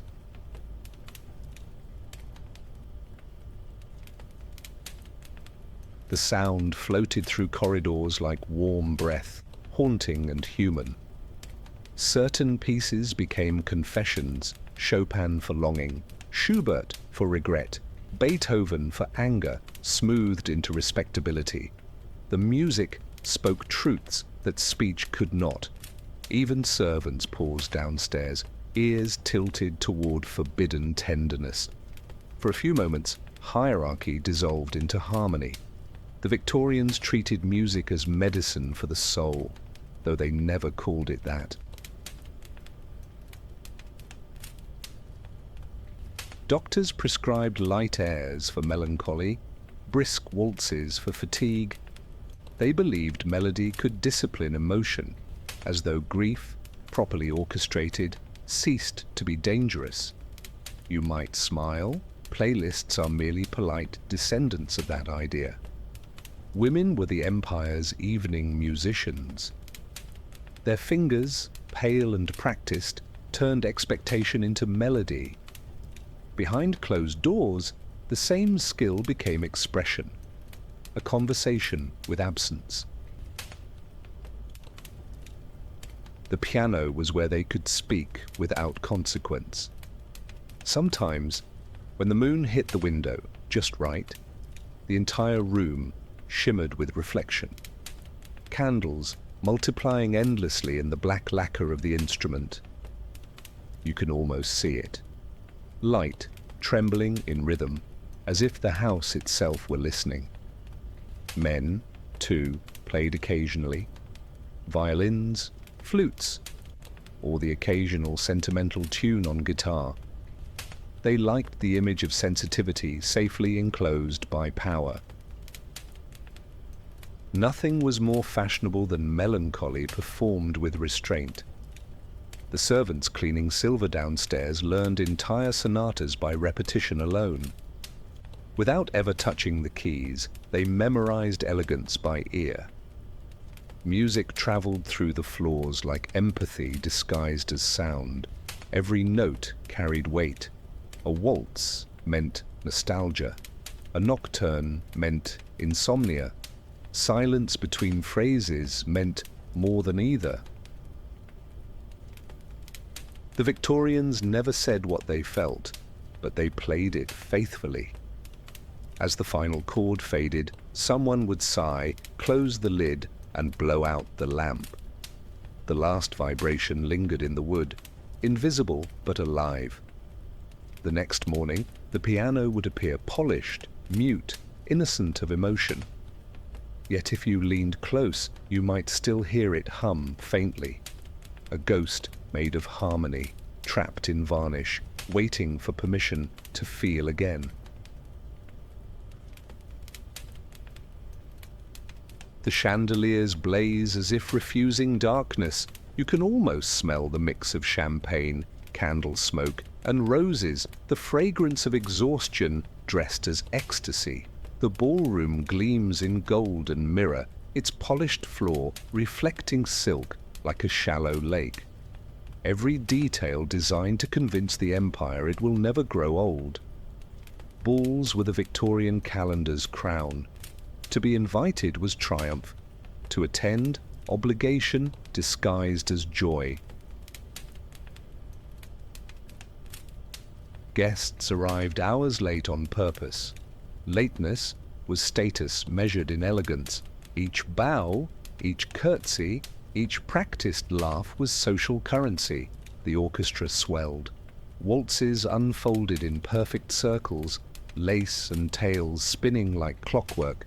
Feet whispered against wood, diamonds flashed with military precision. The scene dazzled, but also deceived. Pleasure, this rehearsed, was closer to endurance. At the center of the room, the hostess smiled until her cheeks trembled. Her gown weighed nearly 20 pounds, stitched with silver thread and expectation. The heat was unbearable, yet no one dared perspire. Dignity, they believed, should glow, not sweat. Men danced to prove vigor. Women danced to prove grace. A slip of rhythm could stain a season's reputation. Conversation sparkled with half compliments and concealed ambition. The air itself felt scripted. You can almost hear the nervous laughter between violins. Champagne flowed like relief. The bubbles made propriety effervescent. Behind every toast hid exhaustion. From marriages arranged, fortunes defended, masks maintained. Yet under chandeliers, everyone pretended to sparkle by choice. Outside the ballroom, the servants worked in feverish synchronization, trays replaced, wax scraped, glasses refilled. Their shadows moved like silent choreography, the invisible half of the performance. No empire can waltz without someone sweeping the floor. Near 3 in the morning, the pace slowed. The final dance stretched thin, a melody clinging to the air like perfume refusing death. Guests began to fade, yet the music did not stop. The orchestra played softer, as though afraid silence might expose truth. Somewhere near the staircase, a young woman hesitated, not from fatigue, but revelation. She realized the ball would outlive her. Tomorrow, another hostess, another orchestra, another mirrored illusion. The rhythm of status never ends. It only changes names. By dawn, the room reeked of wilted roses and smoke. Candles leaned like drunk poets. The floor shimmered with fragments of confetti and pride. The empire's perfection had survived another night. Barely. Servants entered at sunrise, faces pale from lack of sleep, sweeping up the glitter. The sound of broom bristles over parquet was the true morning anthem of the elite. And yet, as they worked, one of them hummed a tune from the dance. For a moment, the hierarchy softened again. Music, like memory, refused to obey curfews. The corridor narrows as you approach the oldest part of the house. You can almost feel the air grow cooler, touched by age and secrecy. Here lies a room few enter at night, the chamber of superstitions. Every Victorian mansion had one, part library, part shrine, part whisper. It smelled of cedar, wax, and something faintly metallic, like history itself. Superstition never left the elite, it merely learned better posture. Beneath rationality and empire, they clung to charms, omens, and invisible promises. rational minds still kept lucky coins. Educated ladies avoided mirrors at midnight. Faith and fear shared the same wallpaper. Shelves lined the walls with books on ghosts, herbal remedies, and spiritual phenomena. The Victorians adored the idea of science discovering the soul. Seances were fashionable. Even aristocrats who scoffed by day attended quietly by night, just in case eternity accepted invitations. Candles burned here differently, blue flames from special oils said to attract truth. The air shimmered with perfume and paranoia. Some claimed they heard sighs when the wind moved through keyholes. Others swore portraits blinked under flickering light. You can almost hear the soft gasp of belief pretending to be skepticism. On a side table rests a collection of relics. Pressed flowers from funerals, hair locks in glass, silver bells to summon spirits politely. To modern eyes, morbid. To Victorians, sentimental. Death was not taboo, it was conversation postponed. One superstition demanded that clocks be stopped when someone died, to keep the soul from becoming trapped in time. Another warned against opening windows too soon, lest the spirit escape unblessed. The house itself became a net woven of tenderness and fear. Servants added their own legends. Footsteps of dead masters echoing down corridors, mirrors that refused to stay clear, candles that flared when lies were spoken. The upper class dismissed such tales aloud but never dared test them. Etiquette ended where the dark began. Superstition was democracy's quiet revenge. Lords and maids shared the same fear of invisible things. It was the only part of the house where class dissolved, everyone mortal, everyone uncertain. Sometimes, on quiet nights, the lady of the house lit a candle here and whispered the names of the lost. Her voice trembled not from fear, but recognition.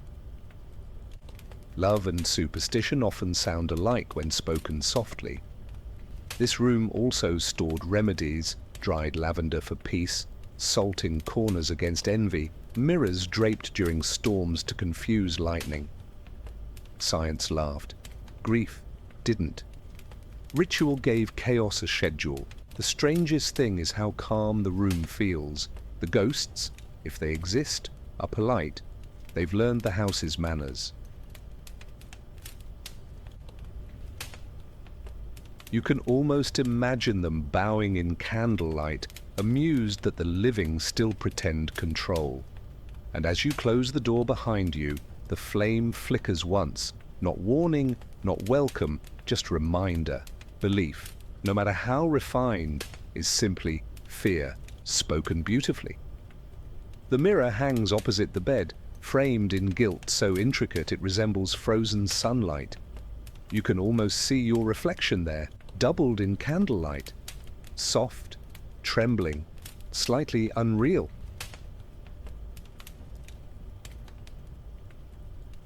Mirrors in the Victorian home were more than decoration. They were companions, confessors, and sometimes critics. By day, they captured elegance, posture, lace, and smiles rehearsed for society. By night, they revealed something else. Candlelight made reflections move when you didn't. Eyes seemed deeper, faces older, as if the glass remembered every secret look. The Victorians loved beauty, but they feared mirrors after dark. It was said that mirrors absorbed emotion, storing fragments of what they witnessed. A quarrel, a confession, a kiss, all trapped behind the silver. The longer a mirror stayed in one house, the more personality it gathered. You can almost sense that stillness vibrating, patient and aware. Servants polished mirrors daily but refused to meet their own eyes for long. They said too much truth lived there.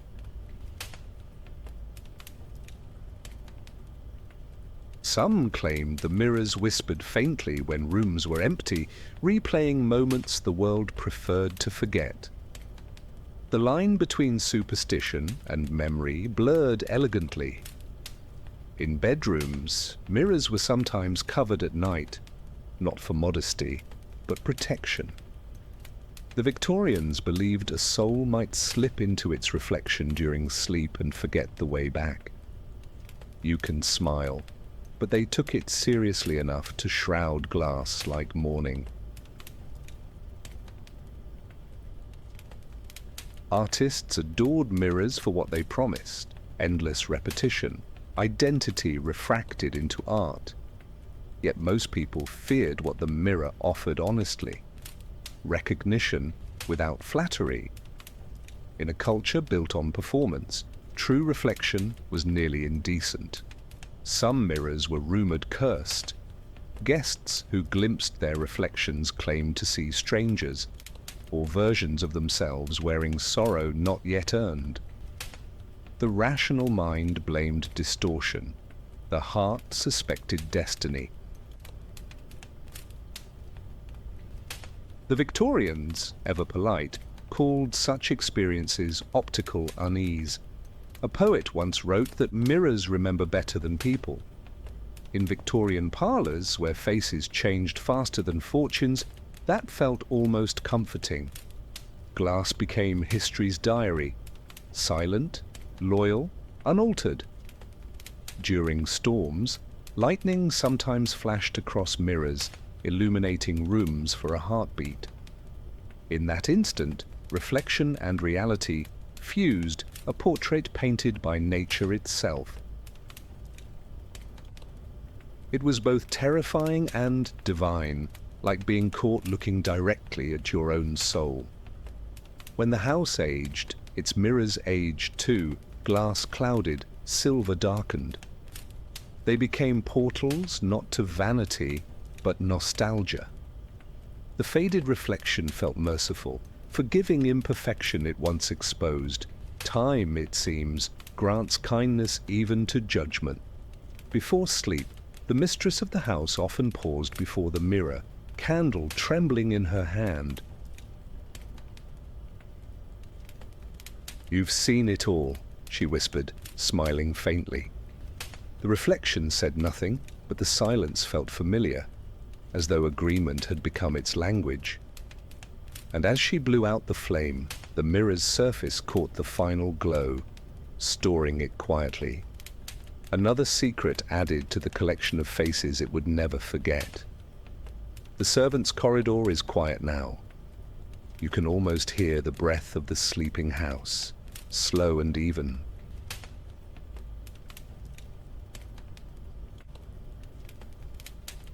But one maid is still awake, leaning against the window above the courtyard. The moon hangs like a silver coin over the rooftops, pale and distant. Her candle burns beside her, a tiny echo of that cold perfection. Her name, perhaps? Doesn't matter. Names rarely survived service. She has scrubbed the same floors for years, her reflection known only to buckets and brass. But at night, when the world forgets rank, she allows herself the small luxury of looking upward. The moon, at least, does not discriminate. Her hands smell faintly of soap and fatigue. She rests them on the sill, feeling the cool seep through the stone. The city below murmurs, carriage wheels fading, a distant bark, a whistle from the river. It feels alive in ways her day never does. She thinks of the people she serves, their silk, their laughter, their fragile tempers. She knows more about them than their friends do. The secrets of linen, of lipstick on collars, of trembling letters found under beds. She keeps them all like coins in a pocket. worthless to spend, priceless to know. The moonlight glows across the courtyard fountain, turning water into glass. She imagines stepping through that reflection and finding herself somewhere else, perhaps a garden with no gates, a sky that never ends. The fantasy is brief but kind. The Victorians called this sort of dreaming melancholy, but to her it feels like oxygen. Once she was told that gazing at the moon too long could make a woman mad. She laughs quietly. Madness, she thinks, would at least be her own. In a life where even sleep is scheduled, rebellion can begin with a glance. She hums softly, a tune from her childhood, carried from a village that probably no longer exists. The melody drifts upward, invisible and persistent, like the smoke of her candle. It's the sound of memory refusing extinction. Down the hall, someone coughs. The moment ends. She blows out the candle, but the moonlight stays, generous and indifferent. For a second, her shadow merges with its glow. Servant and celestial blur together in equality. Tomorrow she'll wake before dawn, light fires, polish silver until her fingers ache. No one will suspect that she once felt infinite. The world runs on such quiet deceptions, tiny eternities tucked into mortal minutes. As she turns from the window, she whispers a simple thank you to the light, to the silence, to the smallness that still manages wonder. Gratitude, it seems, is the last form of freedom. The floor creaks softly under her step. She doesn't look back. The moon, faithful and remote, keeps her secret without judgment. And somewhere in the empty hall, that faint hum of her song lingers, proof that even obedience can have a heartbeat. The first light of dawn slides across the curtains, pale and uncertain. You can almost smell it before you see it. That mixture of cold air, extinguished candles, and coal turned to ash. The night has exhaled. The house, in its drowsy dignity, begins to remember it's mortal again. Servants rise first, their footsteps muffled by exhaustion. Fires are coaxed back to life. Breakfast preparations begin. The scent of coffee climbs through the stairwells, mixing with lavender water and ironed linen. Morning in a Victorian home wasn't awakening, it was reconstruction. Perfection had to be rebuilt daily. Upstairs, the aristocrats still sleep. The air in their rooms holds last night's perfume, faint and nostalgic. Pillows bear the scent of dream and silk. The delicate fragrance of rest has hierarchy too. Luxury, measured by softness of sheets and silence of conscience. The city outside yawns awake. Milk carts rattle, chimneys sigh, the Thames whispers against stone. London's morning smells both ancient and alive. Soot, bread, steam, and possibility. Through the windows, fog curls like thought not yet decided. One by one, curtains open. Daylight spills in, ruthless but pure. The same rooms that glowed golden under candlelight now reveal dust, wrinkles, fingerprints. Beauty in this world was always nocturnal. Daylight had no patience for illusion. Servants move quietly, adjusting furniture, airing bedding. They carry trays of tea, whispering names like incantations. The master, her ladyship, each syllable rehearsed, reverent. You can almost hear porcelain clinking, the house reassembling its performance. The butler, already dressed, supervises the transformation. His eyes red, posture immaculate. He smells of starch and responsibility. The night's secrets die politely in his silence, buried under the scent of polish and toast.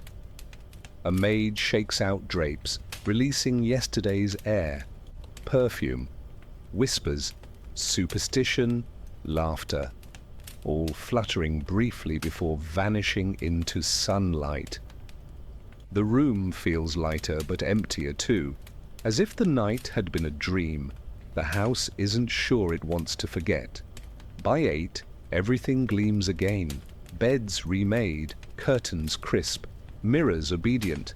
The aroma of lavender returns, layered carefully over ash and fatigue.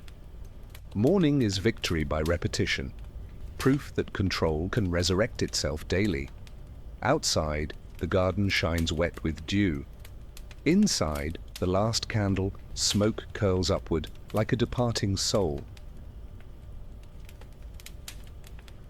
The air tastes clean but slightly hollow.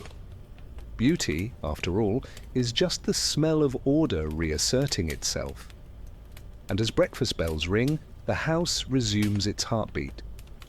The rituals of the night recede like tide, leaving behind only traces. Wax cooled in brass, music notes faint in wood, a forgotten sigh in the hallway.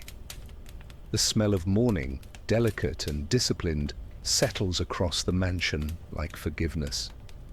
It's the scent of survival wrapped in civility. And as sunlight spreads, the world begins its quiet illusion again, pretending peace is natural, not performed. The house breathes. You can almost feel it, the gentle expansion of its walls as warmth settles into the wood. Each beam creaks softly, as if sighing in memory. For so many years, it has watched lives move through its corridors like candlelight, brief and flickering. Now, in the quiet of dawn, it dreams. Victorian houses were built to last longer than their owners. They were memory engines disguised as architecture. Each tile, each hinge, a witness. During the night, when human voices fade, the structure remembers everything. The laughter that once echoed through parlors, the secrets whispered behind curtains. In that dream, time folds. Servants and masters blur into silhouettes, repeating their routines like ghosts of rhythm rather than people. The staircase hums with footsteps it no longer feels. The mirrors replay faces the present has forgotten. The house is its own historian, wordless, precise, and strangely tender. You can almost hear the faint tick of distant clocks merging into one heartbeat. The smell of dust and rosewood becomes warm, almost human. The air itself seems to listen. Nothing moves, yet everything continues. The Victorians believed homes could inherit souls. Perhaps they were right. Even silence has temperature. The house's stillness is not absence, it's patience. Layers of wallpaper hide fingerprints from centuries ago under floorboards, lost rings, torn letters, and pencil marks wait like fossils of emotion. History doesn't vanish. It dozes. Outside, morning light brushes against the windows, hesitant, like a visitor uncertain of welcome. Inside, the light softens into memory, gold diluted by time. The rooms glow gently, aware but unhurried. You can almost imagine them sighing in relief that no one is pretending today. Furniture settles, fire grates cool, fabrics breathe. It's as if the house rehearses rest the same way people rehearse control. It cannot move, it can only remember. But remembrance, in its own way, is movement. Slow, circular, eternal. There's a superstition that houses absorb their owners' dreams. If true, then this one must be heavy with longing, ambition, restraint, hope disguised as routine. It has seen marriages and betrayals, births and illnesses, laughter and lonely brilliance. It has stored them all like fragile light in old glass. Now it rests, not haunted, but fulfilled. Every scratch on its surface is a signature. Every shadow in its hallways, an echo of living. The past no longer hurts here, it hums. You can feel that hum beneath the air, steady, forgiving. Soon, footsteps will return.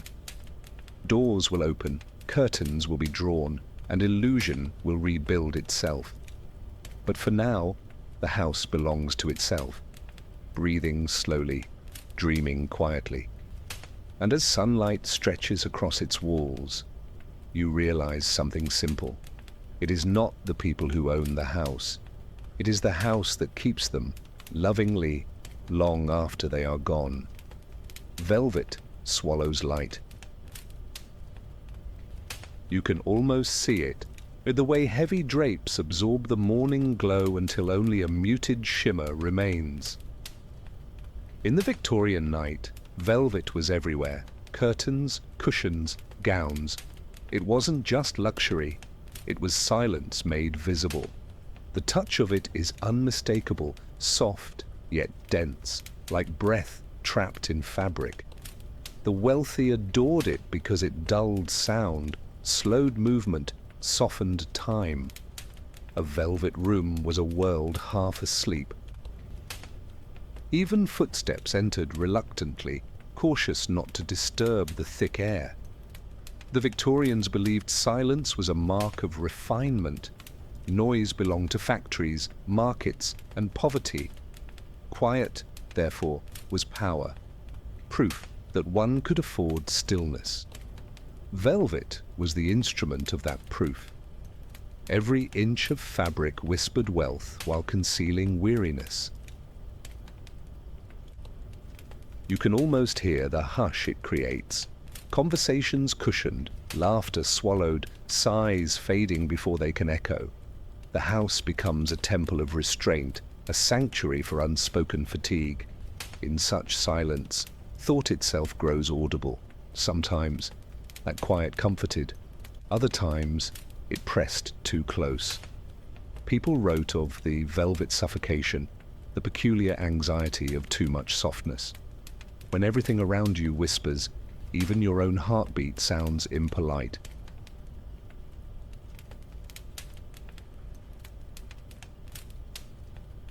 The price of peace, it seems, is self-erasure. Velvet aged beautifully but mournfully. Dust clung to it like memory, colors darkened with every passing decade. In candlelight, it resembled midnight, captured and folded neatly. Perhaps that's why the Victorians found it irresistible, control over darkness, domestic and aesthetic. Women would run their fingers along drapes absent-mindedly, feeling the weight of stillness.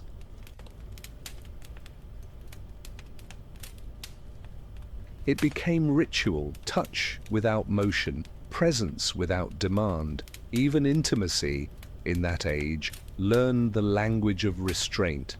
There's a scent to velvet too, faintly sweet, faintly old, like forgotten perfume and clean ash. It lingers long after the room empties. You can almost feel it at the back of your throat, comforting and strange. In churches and theatres, velvet-lined pews and seats, cushioning both devotion and spectacle. It turned human noise into reverent murmur. Even pleasure, they believed, required etiquette.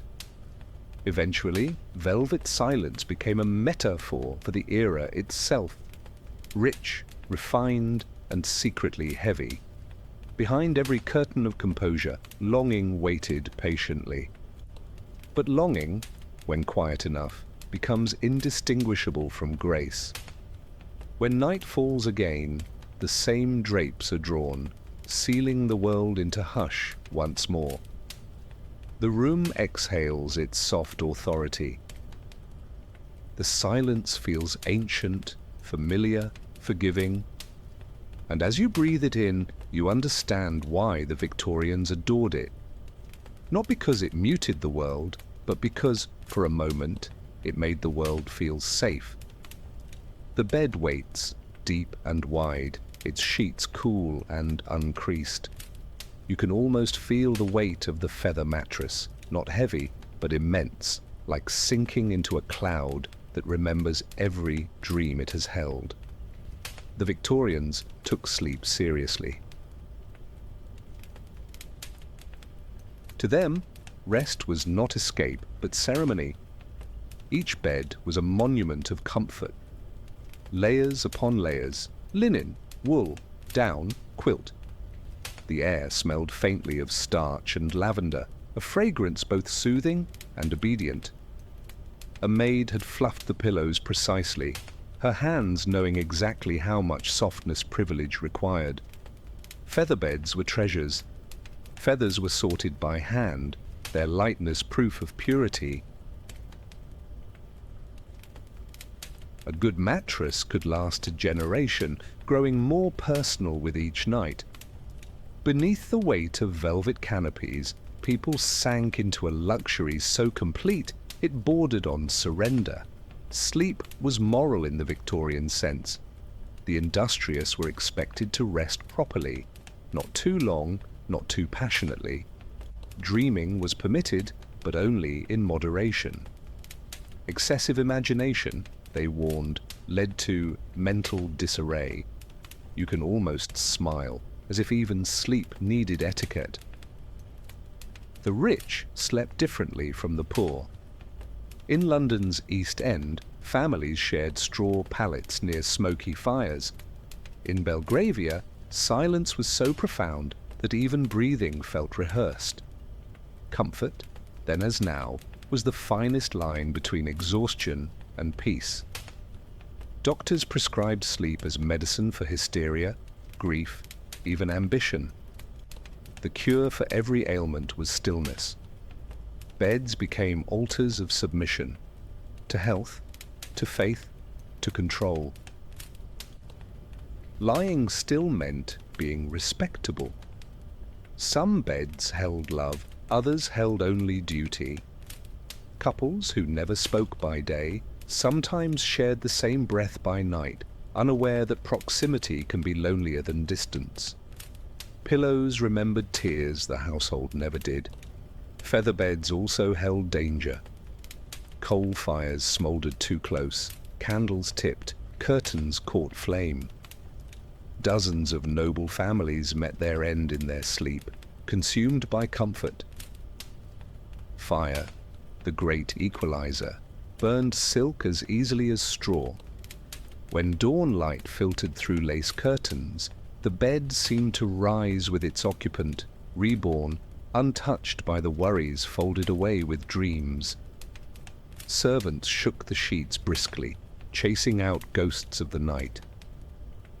Sleep's evidence was never meant to linger. There's something sacred about the weight of a feather bed, how it gathers the day's noise and buries it under softness.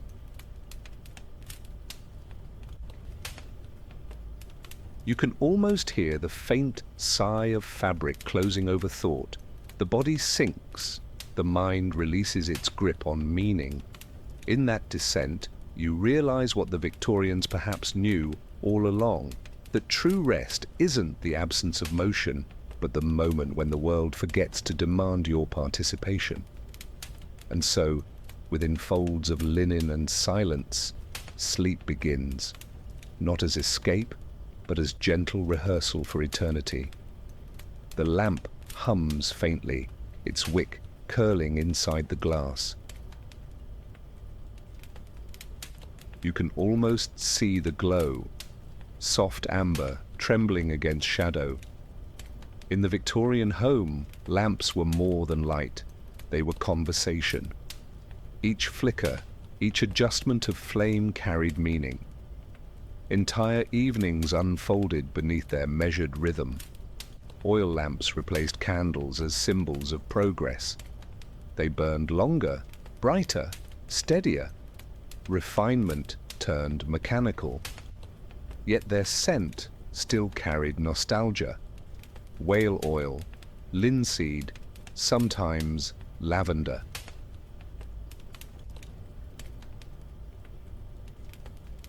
The air shimmered faintly with heat, the glow golden but slightly mournful, like captured sunset. To light a lamp was intimate work. Servants performed it with ceremony, trimming the wick, wiping the chimney, striking the match just so. The moment the flame caught, the entire room seemed to breathe differently. Warmth wasn't only physical, it was emotional architecture. Different lamps served different moods. A shaded one for reading, a tall one for company, a small night lamp left burning against fear. Each told a story about its owner, who preferred shadow, who feared it, who pretended not to. Light revealed character gently, like friendship earned slowly. The Victorians spoke in metaphors of illumination, enlightened, bright, radiant virtue. They trusted the moral geometry of light, truth shining against ignorance. Yet at night, that same light turned fragile. The empire of logic trembled when filtered through oil and glass.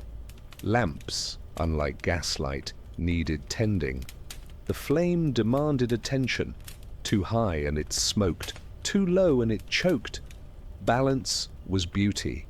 You can almost see the maid's steady hand hovering, maintaining perfection measured in brightness. Families gathered around lamplight like planets around a sun. It drew them together, for letters, for reading, for the slow unraveling of conversation. Shadows fell kindly on faces, softening lines carved by the day. In that glow, even stern fathers looked human. The glass chimneys reflected miniature worlds, furniture doubled, people repeated endlessly. The room multiplied until it resembled a memory rather than a place. To live by lamplight was to accept distortion as comfort. Sometimes the oil sputtered, reminding everyone of mortality. Light was never permanent, it always consumed itself. The Victorians respected that. They saw virtue in maintenance, redemption in attention. Tending a lamp felt like tending the soul. As the evening deepened, lamps dimmed one by one. Each extinction was a punctuation mark, gentle, deliberate. The house grew darker, not abruptly but gracefully, surrendering room by room. You can almost hear the hush follow each snuffing, like applause fading into gratitude. When the last lamp went out, the air held the scent of warmth, burnt oil and brass. It was the smell of peace achieved through care. To the Victorians, that was the truest luxury, light that ends softly.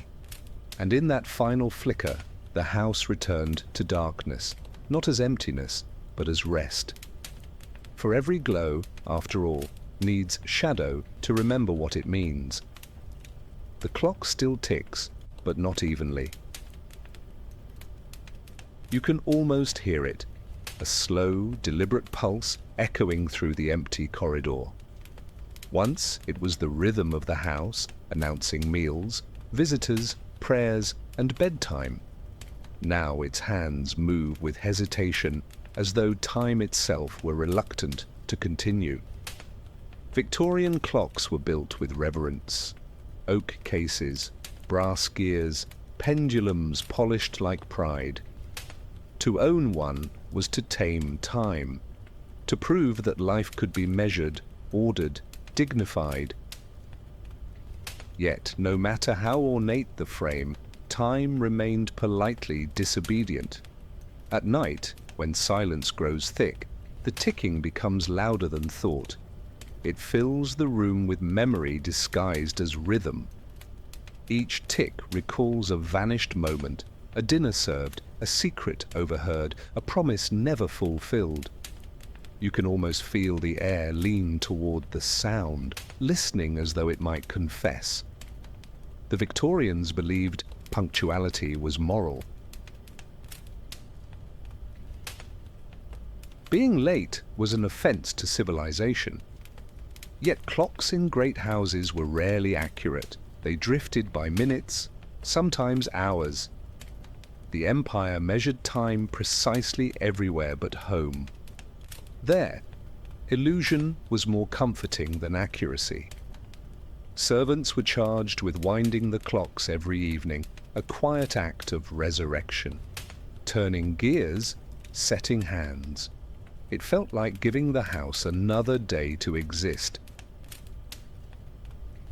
Some whispered prayers as they worked, unsure whether they spoke to God or machinery. When a family member died, clocks were stopped immediately, their hands frozen at the hour of departure. It was tradition, to keep the soul from wandering back into repetition. Those clocks often stayed silent for weeks, as though the house itself were holding its breath. You can almost imagine the butler, standing alone, restarting them one by one when morning ended. Each tick a small permission to live again. In that moment, time wasn't mechanical, it was emotional, an agreement between grief and continuity. Sometimes the clock would stutter or skip, startling everyone. The servants said it was a bad omen, a spirit tapping the gears to remind them of unfinished business. Rational minds dismissed it, but hearts listened anyway. The Victorians rarely trusted what they loved most. Now the clock stands in a hallway no one crosses at night. Its pendulum swings slower, each tick fading like breath on glass. Dust gathers gently along its edges, softening authority into melancholy. Time, when left alone, grows sentimental. The smell of oil and wood lingers around it, the scent of patience. Its face, once white and proud, has yellowed into kindness. You can almost feel it watching, still performing its duty even though no one asks. If you stand beside it long enough, your heartbeat syncs with its pulse. Two rhythms become one, human and history, merged in gentle defiance of hurry. And in that quiet unity, you understand why some clocks are never meant to be fixed. They don't measure time anymore, they remember it. The attic door creaks open reluctantly, dust trembling in the beam of morning light. You can almost smell the mixture of cedar and paper, the faint sweetness of fabric, long folded. This is the house's memory, cathedral of storage, a museum of lives once loud. Old trunks line the walls, their leather cracked but dignified. Inside, gloves, letters, portraits, children's toys. The air feels thicker here, weighted by nostalgia that no one dares unpack. Every object hums faintly with the ghost of laughter, not haunting, just habit. The Victorians treated attics as purgatories for the sentimental. Things too precious to discard, too painful to display, were sent upward, closer to heaven, perhaps, or at least to distance. Memory lived here in exile, waiting for curiosity to rediscover it. A broken rocking horse leans in the corner, its mane matted with dust. Once it carried imaginary knights through kingdoms of carpet. Now its silence feels noble, as though resting after valiant service. The faint scent of wood polish clings to it, childhood preserved in stillness. A hat box spills lace onto the floor, pale as cobwebs, letters tied in ribbon lie nearby, ink, faded but legible. "My dearest Eleanor," begins one, and you almost stop reading out of respect. The attic doesn't need you to know the rest. It only needs to be witnessed. Sunlight filters through a small window, catching particles that dance like patient souls. The air itself glitters with history.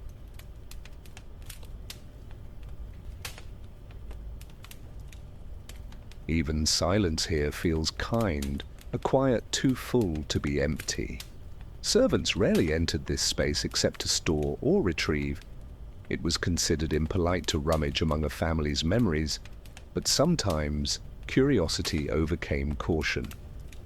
A maid might linger over a photograph, tracing faces with reverent fingers, wondering what became of them. The Victorians had a complex relationship with nostalgia. They feared it as weakness, yet built their identity upon it. Progress demanded sentimentality to disguise loss. The attic, then, was their secret confession, proof that even perfection required a place to weep softly.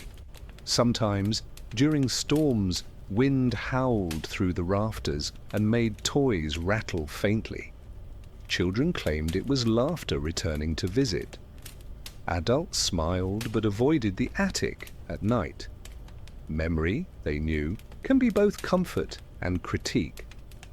The smell of age, paper, linen, dust is strangely soothing. It wraps around you like a blanket that remembers stories you never lived. You breathe in history and exhale gratitude. Before leaving, you close the door gently, almost apologetically.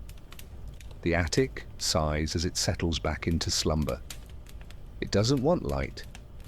It wants continuity. You can almost hear a faint giggle fade into dust, the past's kindest goodbye. And as you descend the stairs, you realize laughter never truly dies. It only changes rooms. Rain begins as a whisper. You can almost hear it tracing invisible lines down the glass. Slow, rhythmic, forgiving. The world beyond blurs into watercolor. Grey roofs dissolving, trees softened by mist. From the inside, the sound feels like breathing, made visible. Every droplet, a gentle reminder that stillness can have texture. Victorian windows were thick with imperfection. The glass rippled slightly, distorting what it saw, so that even truth appeared romantic.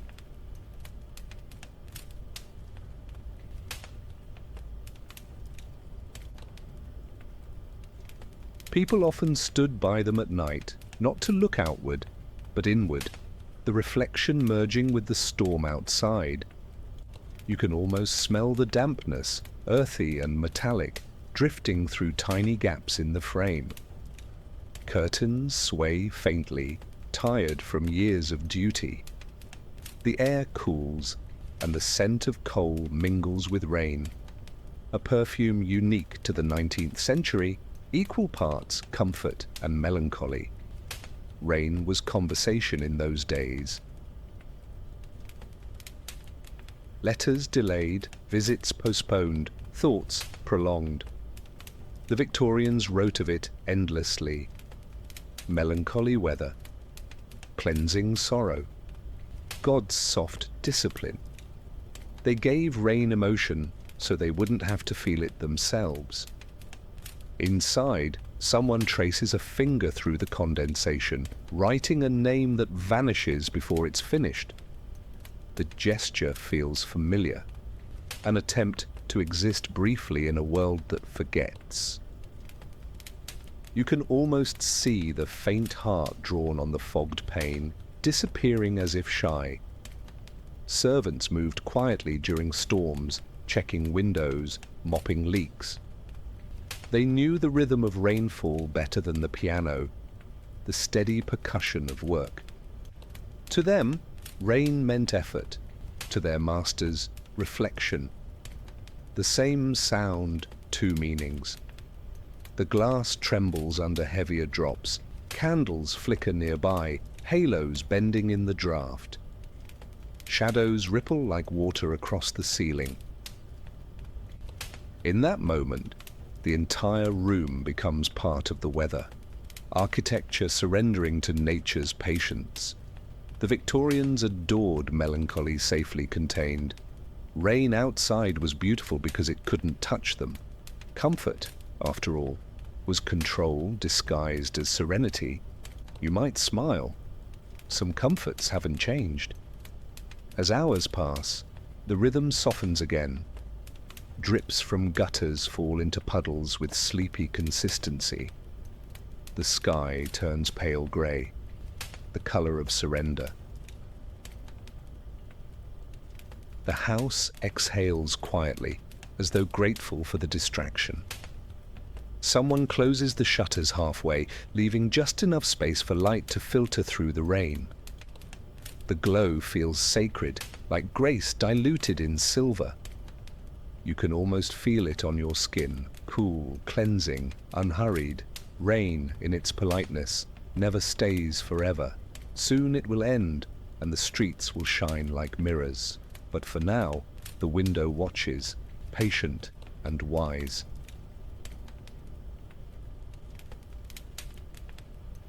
And as the final drop slides down the pane, it pauses, then disappears, leaving behind only the scent of peace. The last candle burns low, its flame trembling like an eyelid about to close. You can almost see the wick bend, its orange halo shrinking into gold. The room smells of wax and quiet. Everything that needed to be said has already been whispered. Now only warmth remains. In the Victorian night, the candle was confession. It marked the boundary between presence and oblivion. People read their last letters, wrote their final thoughts, prayed, or simply watched the flame as if it held absolution. Firelight forgave what daylight revealed. Wax dripped slowly onto brass holders, cooling in soft sculptures. Servants would later scrape them away, the evidence of meditation disguised as mess. Every droplet a small surrender, every shadow a gentle edit of reality. The rich used beeswax, the poor tallow. The difference was scent, sweet versus sour, but both carried the same promise, a few more moments of light before surrender. Class mattered less when darkness arrived. Extinction is the most democratic ritual. You can almost hear the faint hiss as the wick consumes the last of its oil. The flame dips, steadies, flares again, proud to the end. Even fire, it seems, dislikes goodbyes.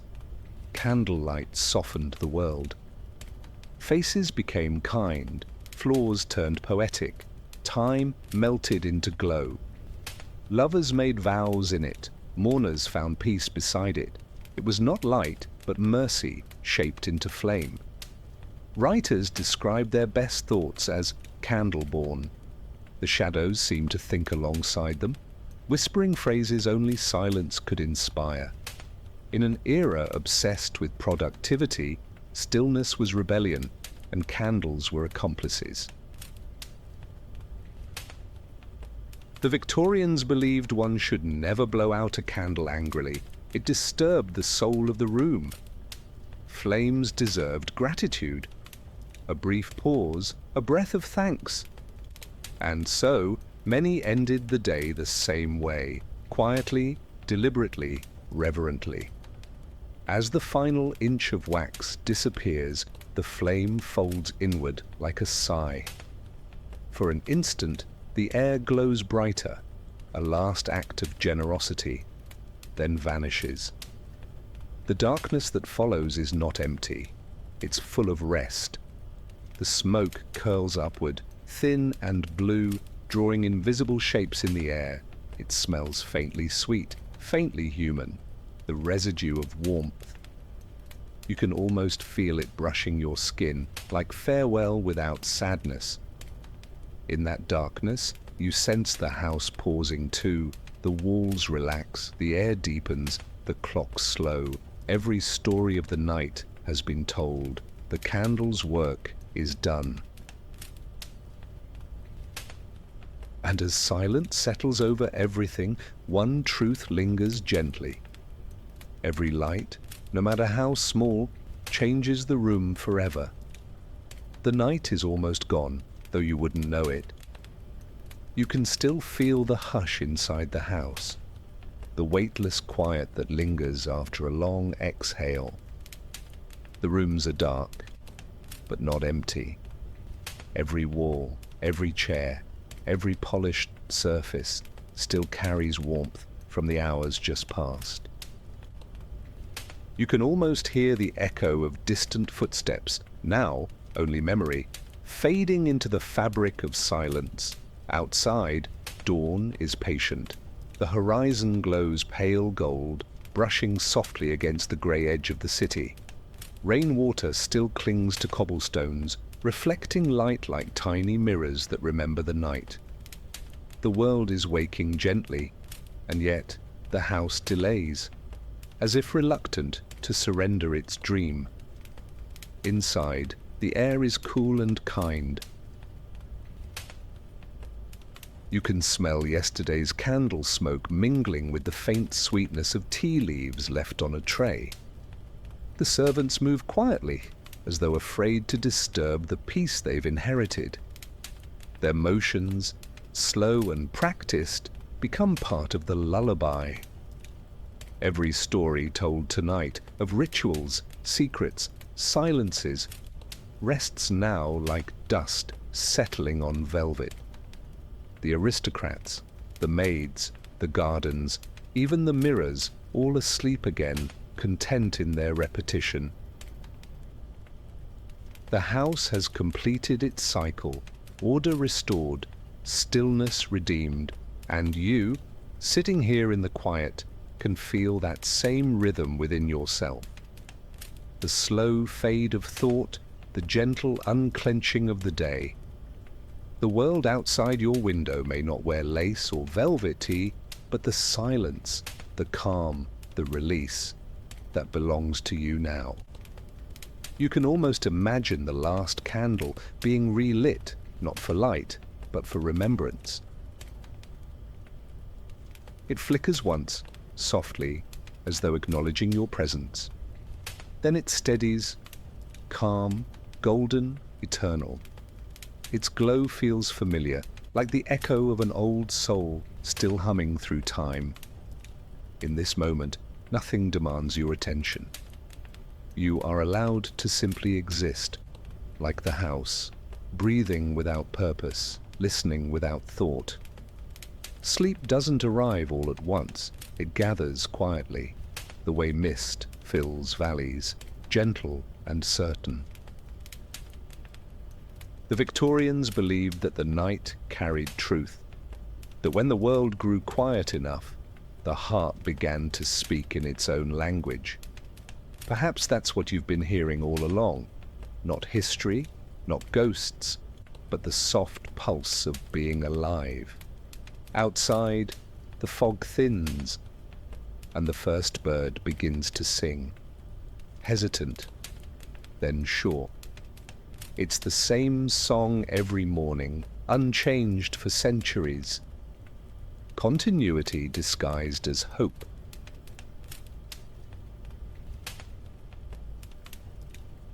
You smile, not because anything has happened, but because nothing needs to. The house, the city, the century, all dissolve into stillness. The only sound left is breath. Your breath. The rhythm steady, patient, unhurried. The kind of rhythm that means you've made peace with time. And as your eyes begin to close, you realize every ritual and every shadow, every flicker of the Victorian night was never about them at all. It was about you. The quiet you've been chasing has found you at last. So rest now, traveller. Let the story fade like candlelight on glass.